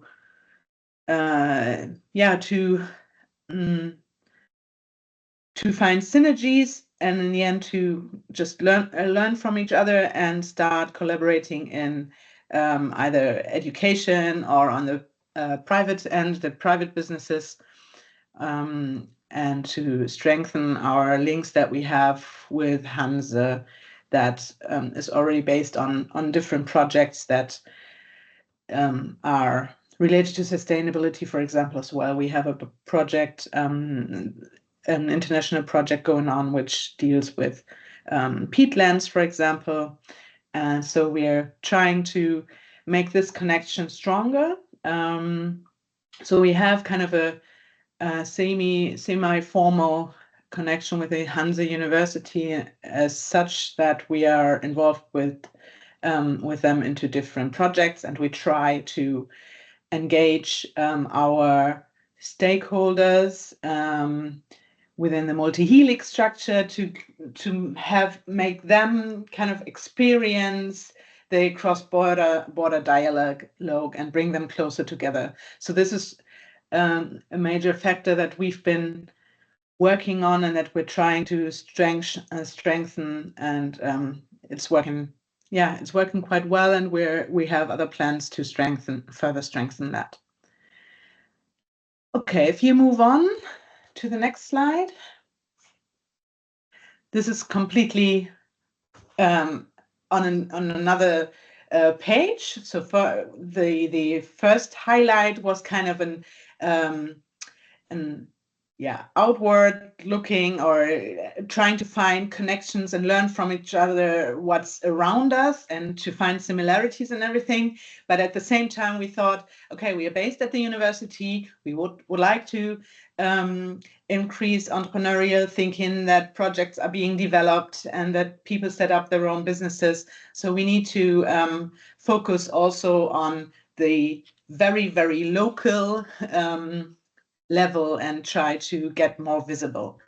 So the best option we thought, or that we could do, was to set up it's an office, although it's in a container. It's an office that's located in the middle of the university. We always say it's under the bridge because it is literally under a bridge, and everyone knows that bridge, and it's very visible. We wanted to create a space where people just pass by and get curious and are aware of trendy and what we would like to achieve. You see here, and on the photo, Mike is sitting in the middle of it. So there is always someone of us sitting in there most of the time, and this was was being set up and is now in full use. And we got quite a lot of feedback on that, quite a lot of visibility.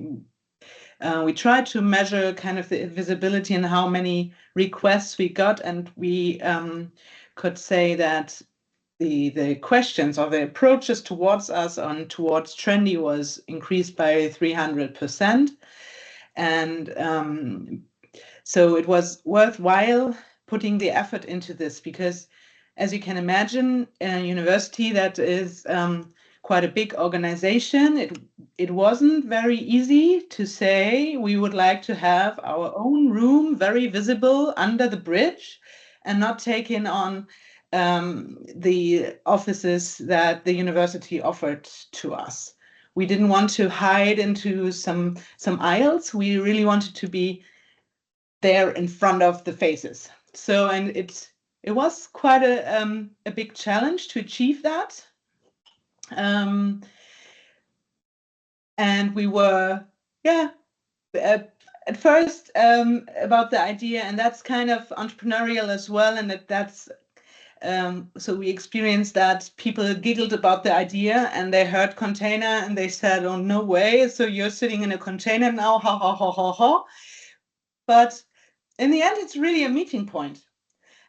Whenever, especially Mike is sitting there, whenever he's in there, he said, I can hardly work in there because there's always coming someone inside and asking, but that's the whole point of it. So we're not complaining about it, but it really helped to get in the middle of the university and to get the thinking across, because it is the whole idea is what we're talking about, and trying to get kind of a multi-helix structure set up to create ideas for sustainability within a region starts with people that have competences in entrepreneurship in a broader sense, not just entrepreneurship in a narrow sense, which means what do I have to know about financial and organizational stuff if I want to have a startup, but also too, because as you might know, we have a lot of teachers students that want to become a teacher. They're not really the entrepreneurs to be in a narrower sense, that they're going to start up their own business. But it's important for them to know that entrepreneurial competences are the driving factors to either have a startup or to improve the region and to set up ideas. So, and this has been quite a long, this has really been on the focus of our intention, that that we would like to tell everyone at the university, but also outside, okay, you need those entrepreneurship competences like problem solving, and finding opportunities that you can then put into action. So, and these are really central to move things and to change the surroundings and to change organizations. So that's why. So this is really a definite success that we can say that happened for Trendy over the last period, really. And it's really an attractive and accessible meeting place for not only university staff and students, but also our stakeholders. They already know about this place and they know how to find us and where to find us. So yeah, you can jump to the next slide. Thank you. So the vision was, to achieve greater campus presence, which with a container, we already achieved, and we obviously will build on that. And now the winter is coming, so of course it's always a little bit more difficult then, but we also have a little bit of space in front of the container so that students really can sit and just come together and as a meeting point, and we can use it in our seminars. So this definitely helped, and we continuously try to communicate our vision, mainly that that those entrepreneurship competences need to be more focused on. So apart from that, we are also creating opportunities for students, for scientists, for pupils in schools, through different events that they experience entrepreneurship. So what it's all about. We have I think I was talking about that previously. We have a children's play that was going on tour, and we want to do that again, which is mainly about being brave enough to have your own idea and to be able to overcome obstacles and follow your ideas and believe in yourself. All those experience that you do if you are entrepreneurial.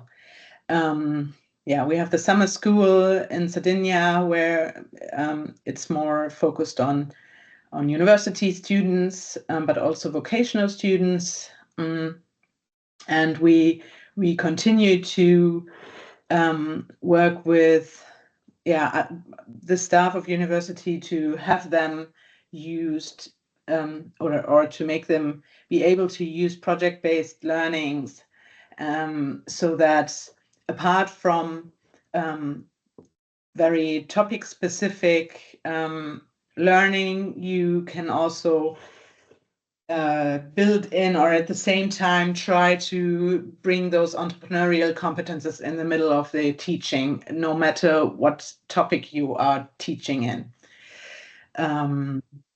So these are the main visions that we have and that we're trying to follow up in terms of what kind of projects are we involved in, what kind of events are we setting up. Could you move to the next slide, please?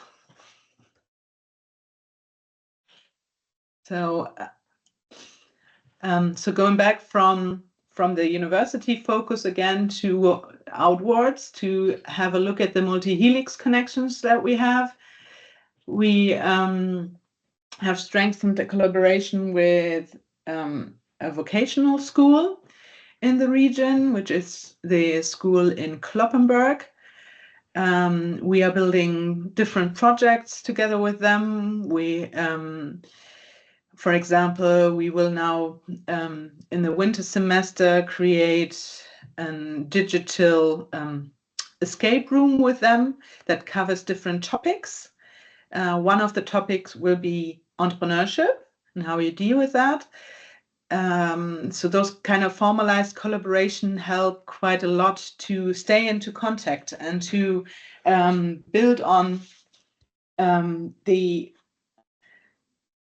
good connections or the good relationship that we have already had with the school, to have a great impact on the students, but also on the teachers of that school, for example. And it also spills over to the political side of things, because it's a very, very large school with good connections to the local governments and political decision makers.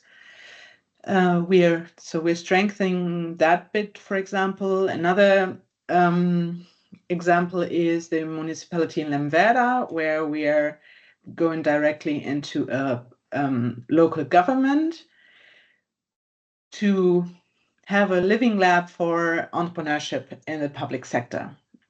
So this has been a recent development that started in May, where followed on, or we have had projects that were dealing with public entrepreneurship and how can you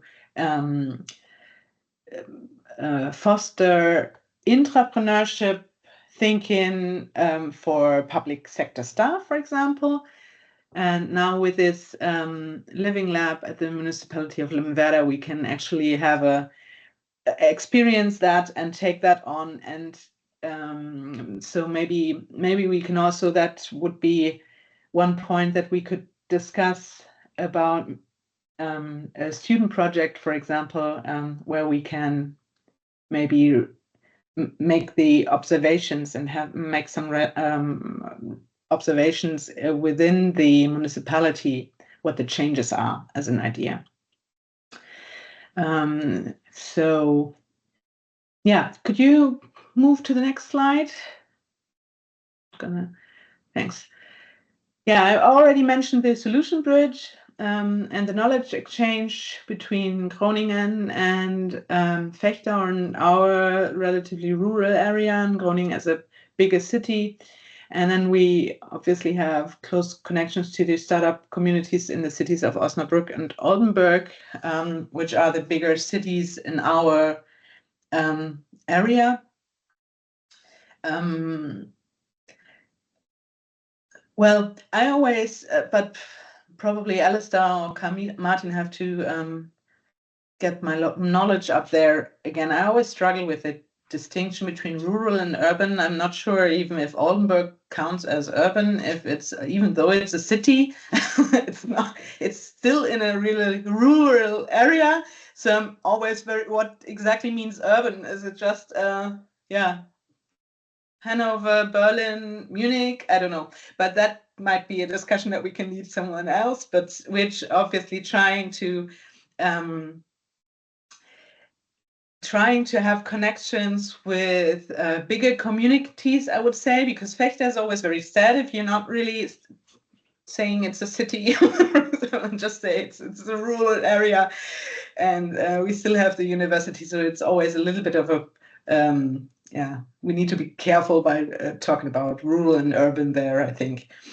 Yeah. Okay, the next slide, maybe.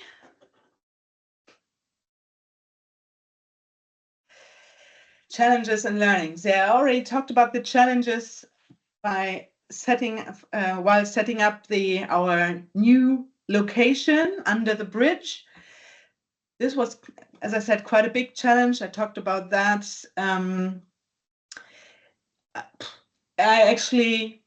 was also a bit hesitant if it's going to work and if we will manage to do that, because not only was the container issue, but also the location issue. Where can we put it without taking away some other spaces for cars and bikes and what else? So, and as you can imagine, in a university and a big organization, there were many people involved and raising concerns about that.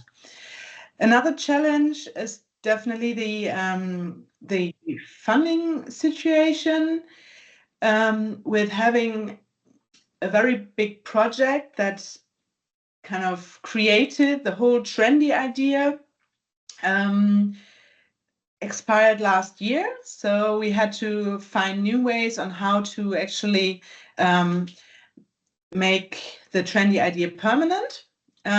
So there was, we had to reduce the team size, but we also managed to have a permanent staff now working for Trendy and for the idea, which is a huge success. And we really need to be very clear about what kind of projects and what type of projects we are working on, just to as it was mentioned in previous presentations as well from the other hubs, we also have a problem of who is doing all the work that we could be doing. So it's really a matter of prioritizing and finding our strength and going down that route and not taking on everything that we could be doing. Yeah, and bureaucracy definitely is a challenge as well. So within the university, because we as a non-academic institution, we are still in the middle of an academic institution, and we are still, I'm also running seminars and so on. So we're kind of in the middle of it, and sometimes it's hindering the flexibility of what we would like to do as a trendy section of the university. But sometimes it's helpful. So there are these pros and cons about that. Yes, that's all I would like to present today. So if you have any questions, I'm happy to answer them. Thank you very much, Iris, for your presentation. And great, Ebba. You were fast, raising your hand. Yeah, just when we were like talking about the challenge and stuff, like you're talking about a little bit more how you have implementing your sustainability. So we were wondering, what have you been your like biggest challenge for your hub has faced like in the implementation of sustainability, focus in the project and activities? Have you seen, or is it more general, like the challenge Yeah, you talked I about? mean, a very big challenge is that our region has a very big topic about agriculture. So it's a very agricultural area where we're in.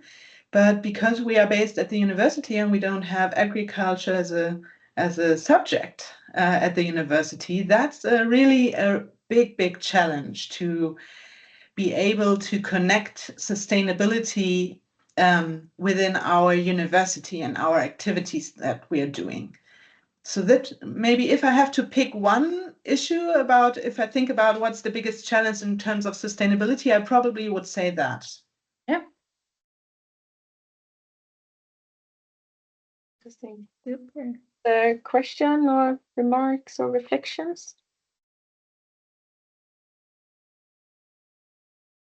No, I already got some ideas connected to matchmaking.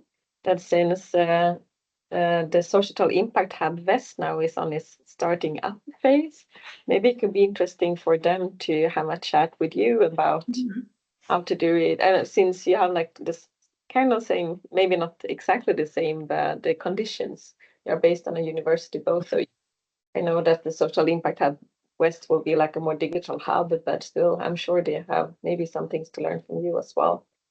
Okay, but now I was not here, but I will, yeah, let's see. Michael. Interesting, Iris.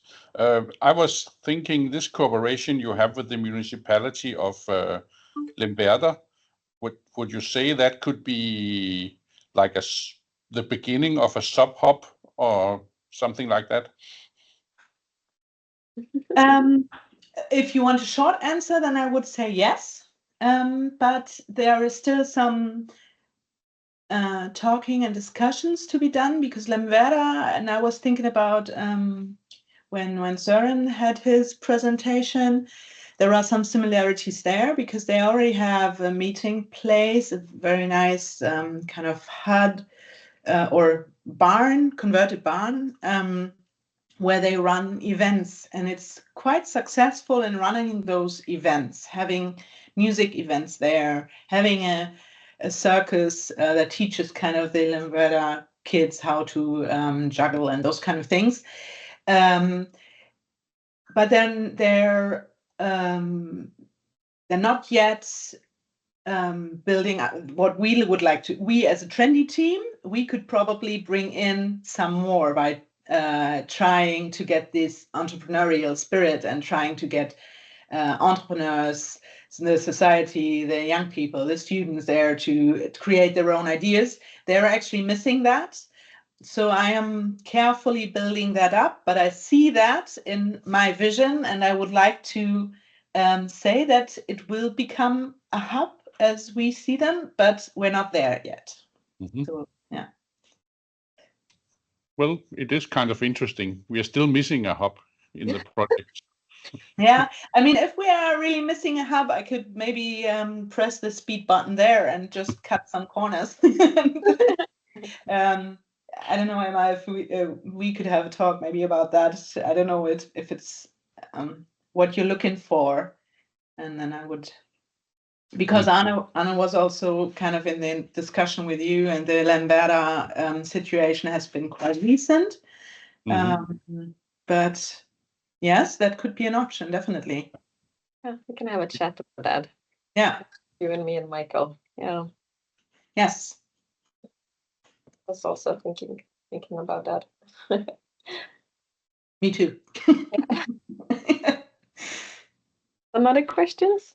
Iris, the Trendy Hub? No. I just still I have to add that I'm really impressed about the solution with the container. That was really a creative solution.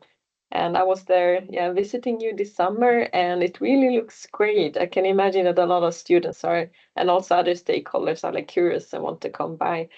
I really like the solution, and I love the thing you wrote in the chat, Carl Martin, about that it's the only room at the whole university with AC.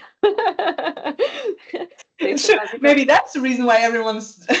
Actually, that was really interesting. I was thinking about it's so clever to think about, you know, when it comes to developing the hub. Okay, can we offer something that you can't get somewhere else? Yeah, it's true. Yeah.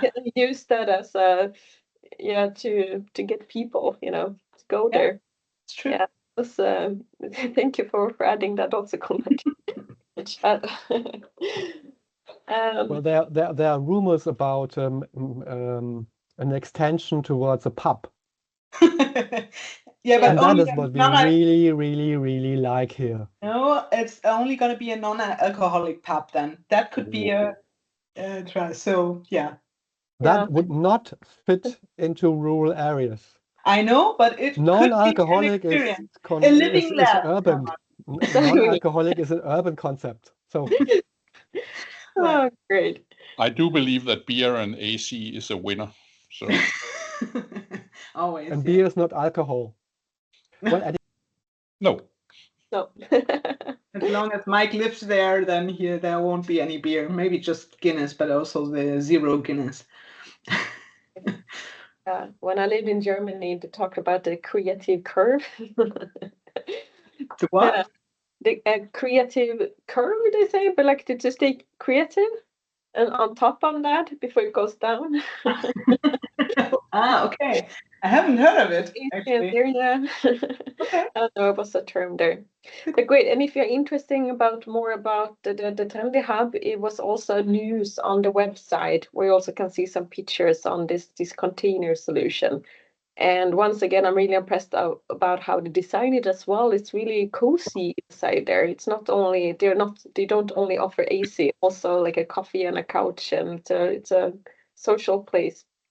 And that's why actually when it arrived, it was just a container. And at the end, we kind of added all the trendy kind of looks. And as soon as everything was in there, everyone who was giggling about it, they just silenced.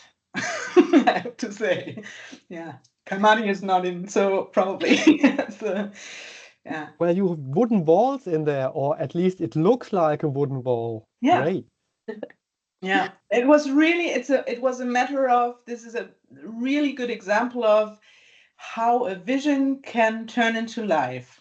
It's really it. We said, okay, we need to be something visible. And so we just made a brainstorm what it could be, could look like, what we need. And then we just followed the road, and it wasn't easy. Yeah, I think getting a man on the moon was easier than getting a container in front of a university. But that's another issue. Good situation for yeah. Great. But thank you very much for your presentation. You're welcome. Thanks for having me. Thank all of you for such interesting presentations today. We will continue tomorrow with 4 other hub pitches.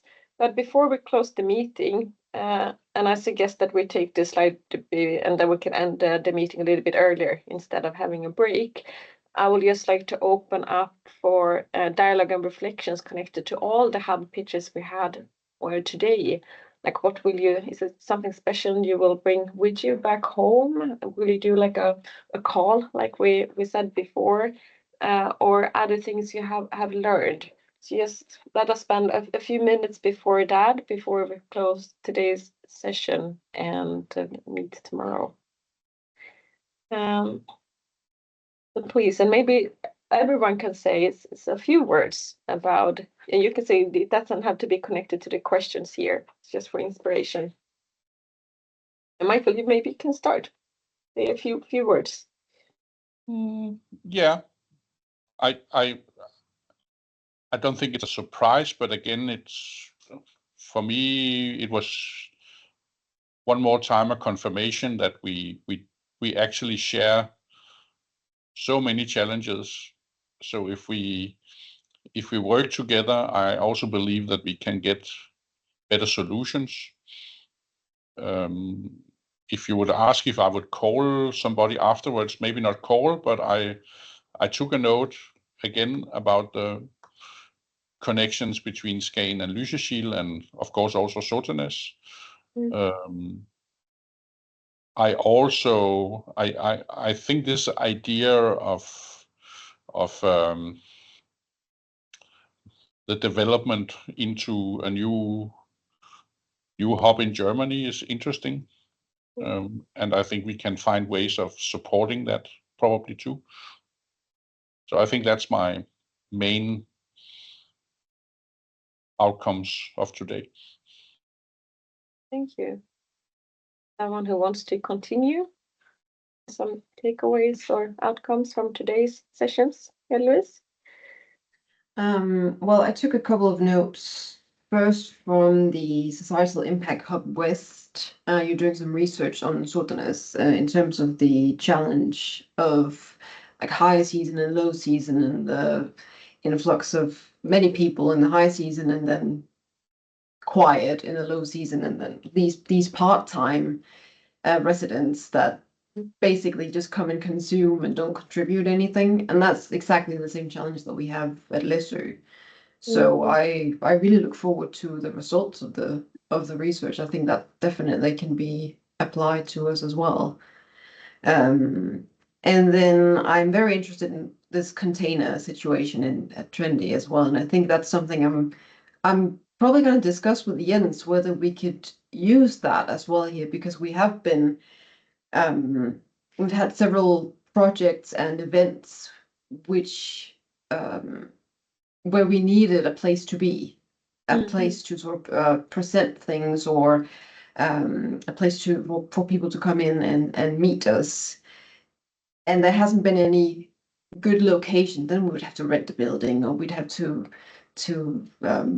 get something at the municipality, and we didn't want that. And this is a really good solution, I think, if we can find something that's affordable for instance, our sea center project. We need like an outpost before the actual sea center is built, if it's built, when it's built, which I think could be a really good solution to that.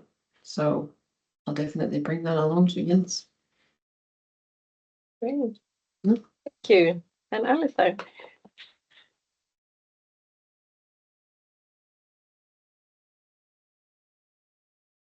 Hi, sorry, I was arranging my screens here.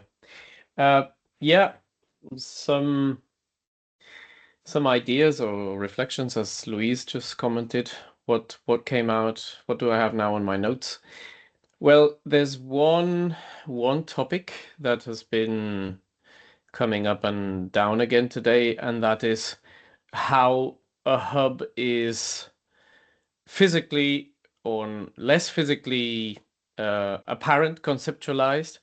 We have a few number of hubs in SIRR that have, let's say, the character of a third place, maybe of a let's say a building, a place where our your stakeholders, our stakeholders can come to with a little less, let's say it has a hybrid personality. It invites people to go there independently, and I'm talking about maybe of Louvigné with their La Robas and Stenvad. So let's say that those are examples where we have hubs with an infrastructure that are a little, let's say, more neutral towards engaging stakeholders. And I'm thinking about innovation processes where, yeah, obviously it is clear that the role of the hubs is to encourage, to facilitate, to scout, to think about what partners, what ideas, what interests could come together and promote innovation. But when you have an infrastructure that allows stakeholders to come together outside, or let's say without so much steering, so much maybe facilitating, then there can be more serendipity, more casual, coincidental meetings, idea exchanges, etc. So let's say that's one of the categories, this more third place hubs. Then we have hubs that have the possibility to host those kinds of meetings, or let's say arrange stakeholder interaction. As for example, Trendy was commenting now, there we have the container on the premises of the university. I would say that the main stakeholder group is our students, but obviously it can host whoever, and it has an open invitation. And then we have other hubs that have only a conceptual nature. I mean, obviously you have a meeting room in your administration, or a meeting room in the Skagen Education Center, but it's more their place. It's not such a neutral place, you know, or it's totally conceptual. And yeah, I'm wondering how relevant the physical possibility to allow for the helixes to mingle, to come together without much, without a strong steering of, okay, today we are meeting to discuss the plastics recyclable and the sustainability strategy of our municipality.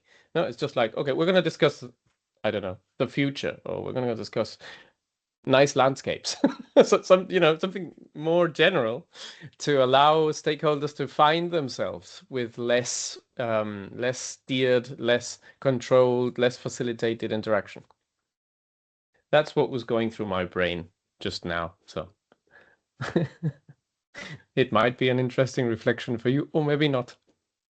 Yeah, but it is, like, all of your input is interesting, and thank you for sharing. It is.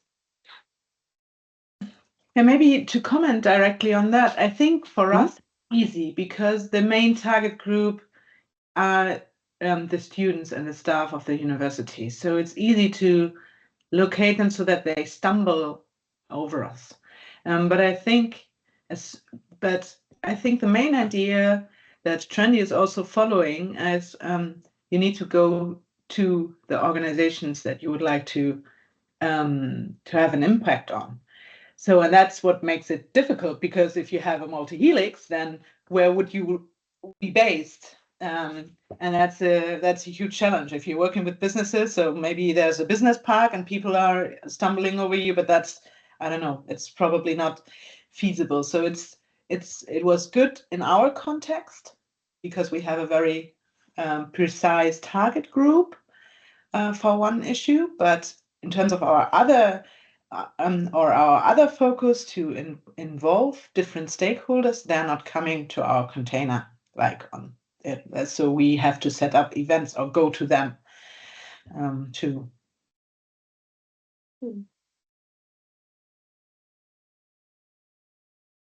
Well, thank you. Martin?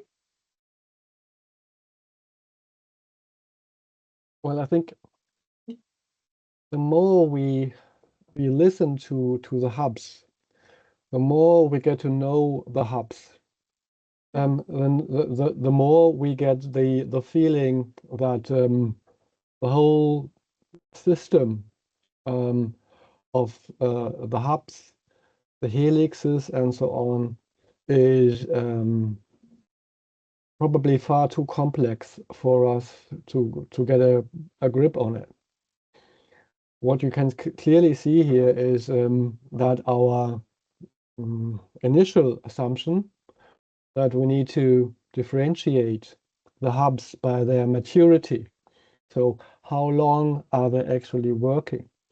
How much experience they had, how many meetings they offer, and these kind of things is only is one of many other elements which are very important there.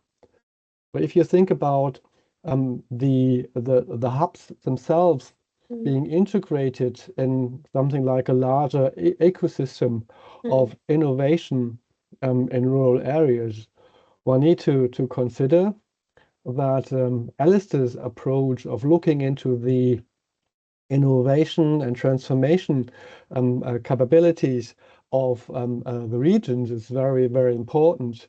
But one also needs to take into consideration that obviously within the different regions and within the regions, there are not only our hubs as drivers of innovation and resilience, but also other, I would call them hubs, but other institutions or other networks, probably not visible. I mean, Fechter is a very good example. We are in the complex of agri-industrial production of meat, and in the near future, not only meat, but also non-meat, also alternative proteins. One of the leading institutions, the leading regions. And that can easily be connected to the degree of innovation in this concept, driven by the entrepreneurs who constantly found new enterprises within their enterprise systems and so on and so on. So we have that kind of spirit. But that is only one part of the regional economy, whereas all the other ideas and necessary ideas, it's very hard to establish. So I would say I would take away from this meeting here, and I'm very sorry that I cannot attend tomorrow, is that we need to reflect more on the ecosystems in the regions where innovations, where entrepreneurship is created, is organized, and probably not visible, because we only see it in new enterprises, new patents, and these kind of things, but not in visible networks as we like to be in our hubs. Thank you. Oh, thank you for sharing, Carl Martin. Really good insights. And Elizabeth. Well, I think it's the same for Lysekil. It's great to hear about what the hubs are doing, because we are facing almost the same challenges, or lots of them are the same. Sotenäs, it's obvious, it's our neighboring municipality, but also Skagen and Läse. And we're talking about the business culture have to improve, and you have to work with the part-time residents, that we have the same challenges. Lysekil is like 5 times more inhabitants in the summer than in the winter. And that's a question both of the culture among the residents and also the infrastructure challenges. So that's important. And from today, it was nice to learn that Högskolan Väst has so many master students from January. So we have to work closer with the academia also.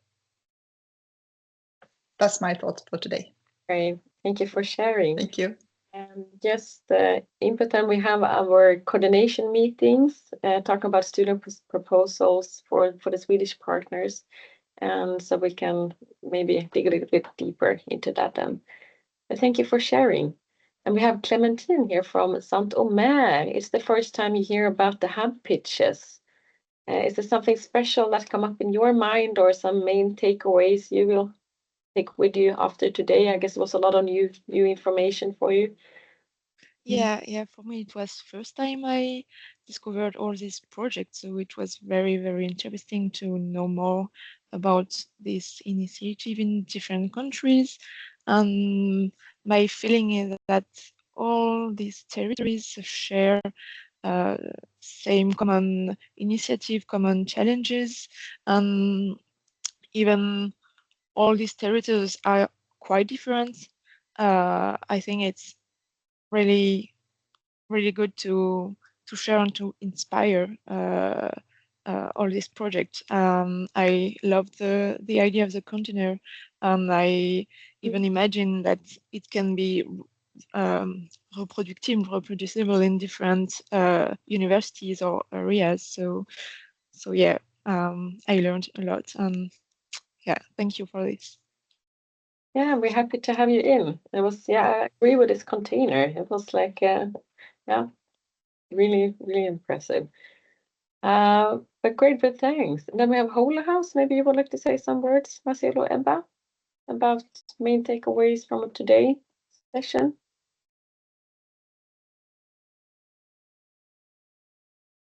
Otherwise, I will let maybe some of the students from University West would like to say something. I was just wondering mostly if you can press the link and you can see what's in it, because Ebba could and I could, but I don't know if outside people can. It works for me. Perfect. I just need to fix some of the text that came up in places where it's not supposed to be like. But otherwise, I think that we got a pretty good idea, I think, of how people are doing, and maybe future student projects of different sorts as well, because I think that some of these things might actually be also better as thesis projects rather than maybe internships also. So, there might be some questions which there is no one who can maybe do the whole, every intern needs some sort of supervisor. So if the persons at the different hubs might not exist that can supervise, then the students can still do maybe a thesis project on it, like a master or bachelor thesis. So I think that's also very valuable to be able to break it down. And I think me and Ebba will use the transcript from today as well to sort of maybe break down everything into different subjects that could be investigated, like categories almost. So yeah, that's the main takeaway from today, I would say. Yeah, I agree. But also, if you haven't seen my text that I just sent it about the 4 different students, so you can see it's like a big major different subjects they're studying basically. So, and they were really interesting in SIRR overall, and they're studying in both in Gothenburg University but also Stockholm University. But yeah, so if you are interested to just hear more about them or just take a short meeting or something, just text me or email me or call me. Great, thank you, and thank you for sharing. So before you leave the meeting, just have a look in the chat, and you have also access to the chat after this meeting. So suggest all of you to look into that. Yeah. And then we have a few minutes of the students. Would you like to, University West, maybe you have some reflections after today? Yeah, I can start. Just very inspiring to listen to you all and learn more about the hubs. It's getting me more inspired to go out and do a good job, and perhaps if we combine our we're 6 students doing this, and if we combine our knowledge and create something, maybe we can give some value back to all of you. It would be awesome. That's about it. I'm really happy for your contribution. And as you have heard today, a lot of hubs are interested in your work as well. So it's great. Someone else that would like to say something?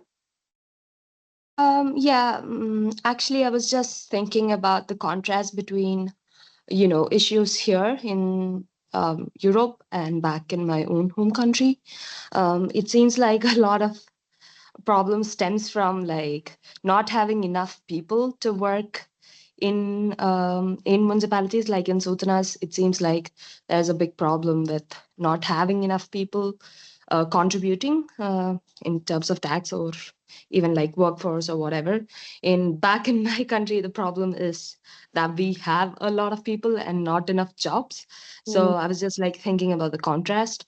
And also I would say even though my research project is more focused on part-time residents, I haven't background in agriculture science. So some of the presentations that talked about, agriculture and stuff like that, I was very interested in. I would really like to get to know more about that, even though it doesn't really have anything to do with my project. So yeah, that's my general thoughts. And also because there are a lot of students here from different countries, I think that could bring like fresh perspectives. And I would really like if the people could like kind of utilize it and we could express it as well.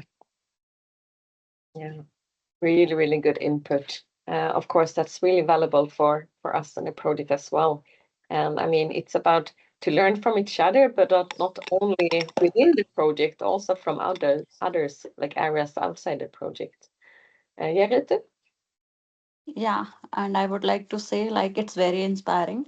And rural places like Lysekil and Skogan show that small towns can grow by valuing their own culture and nature while staying connected to bigger urban networks. And yes, trendy hubs remind like that even in rural areas can be a creativity and innovation can bring new life and opportunities. Thank you. And I think we will stop there with dialogue and reflections from today's sessions. And as I said, we continue tomorrow, and tomorrow we have 4 pitches. There would be even more time for dialogues and reflections after the hub pitches. So tomorrow we have 2 French hubs presenting in before lunch, and then Lesa and Sotenes after lunch. But yeah, thank you very, very much for today's session, for your engagement and for the presentations as well. And then see you tomorrow at 9 o'clock. We start. Thank you. Bye. Thank you. Bye. Thank you. Thank you. And See you that's tomorrow. Thank you all. Goodbye. again. Bye. Thank you. Ciao. Bye bye.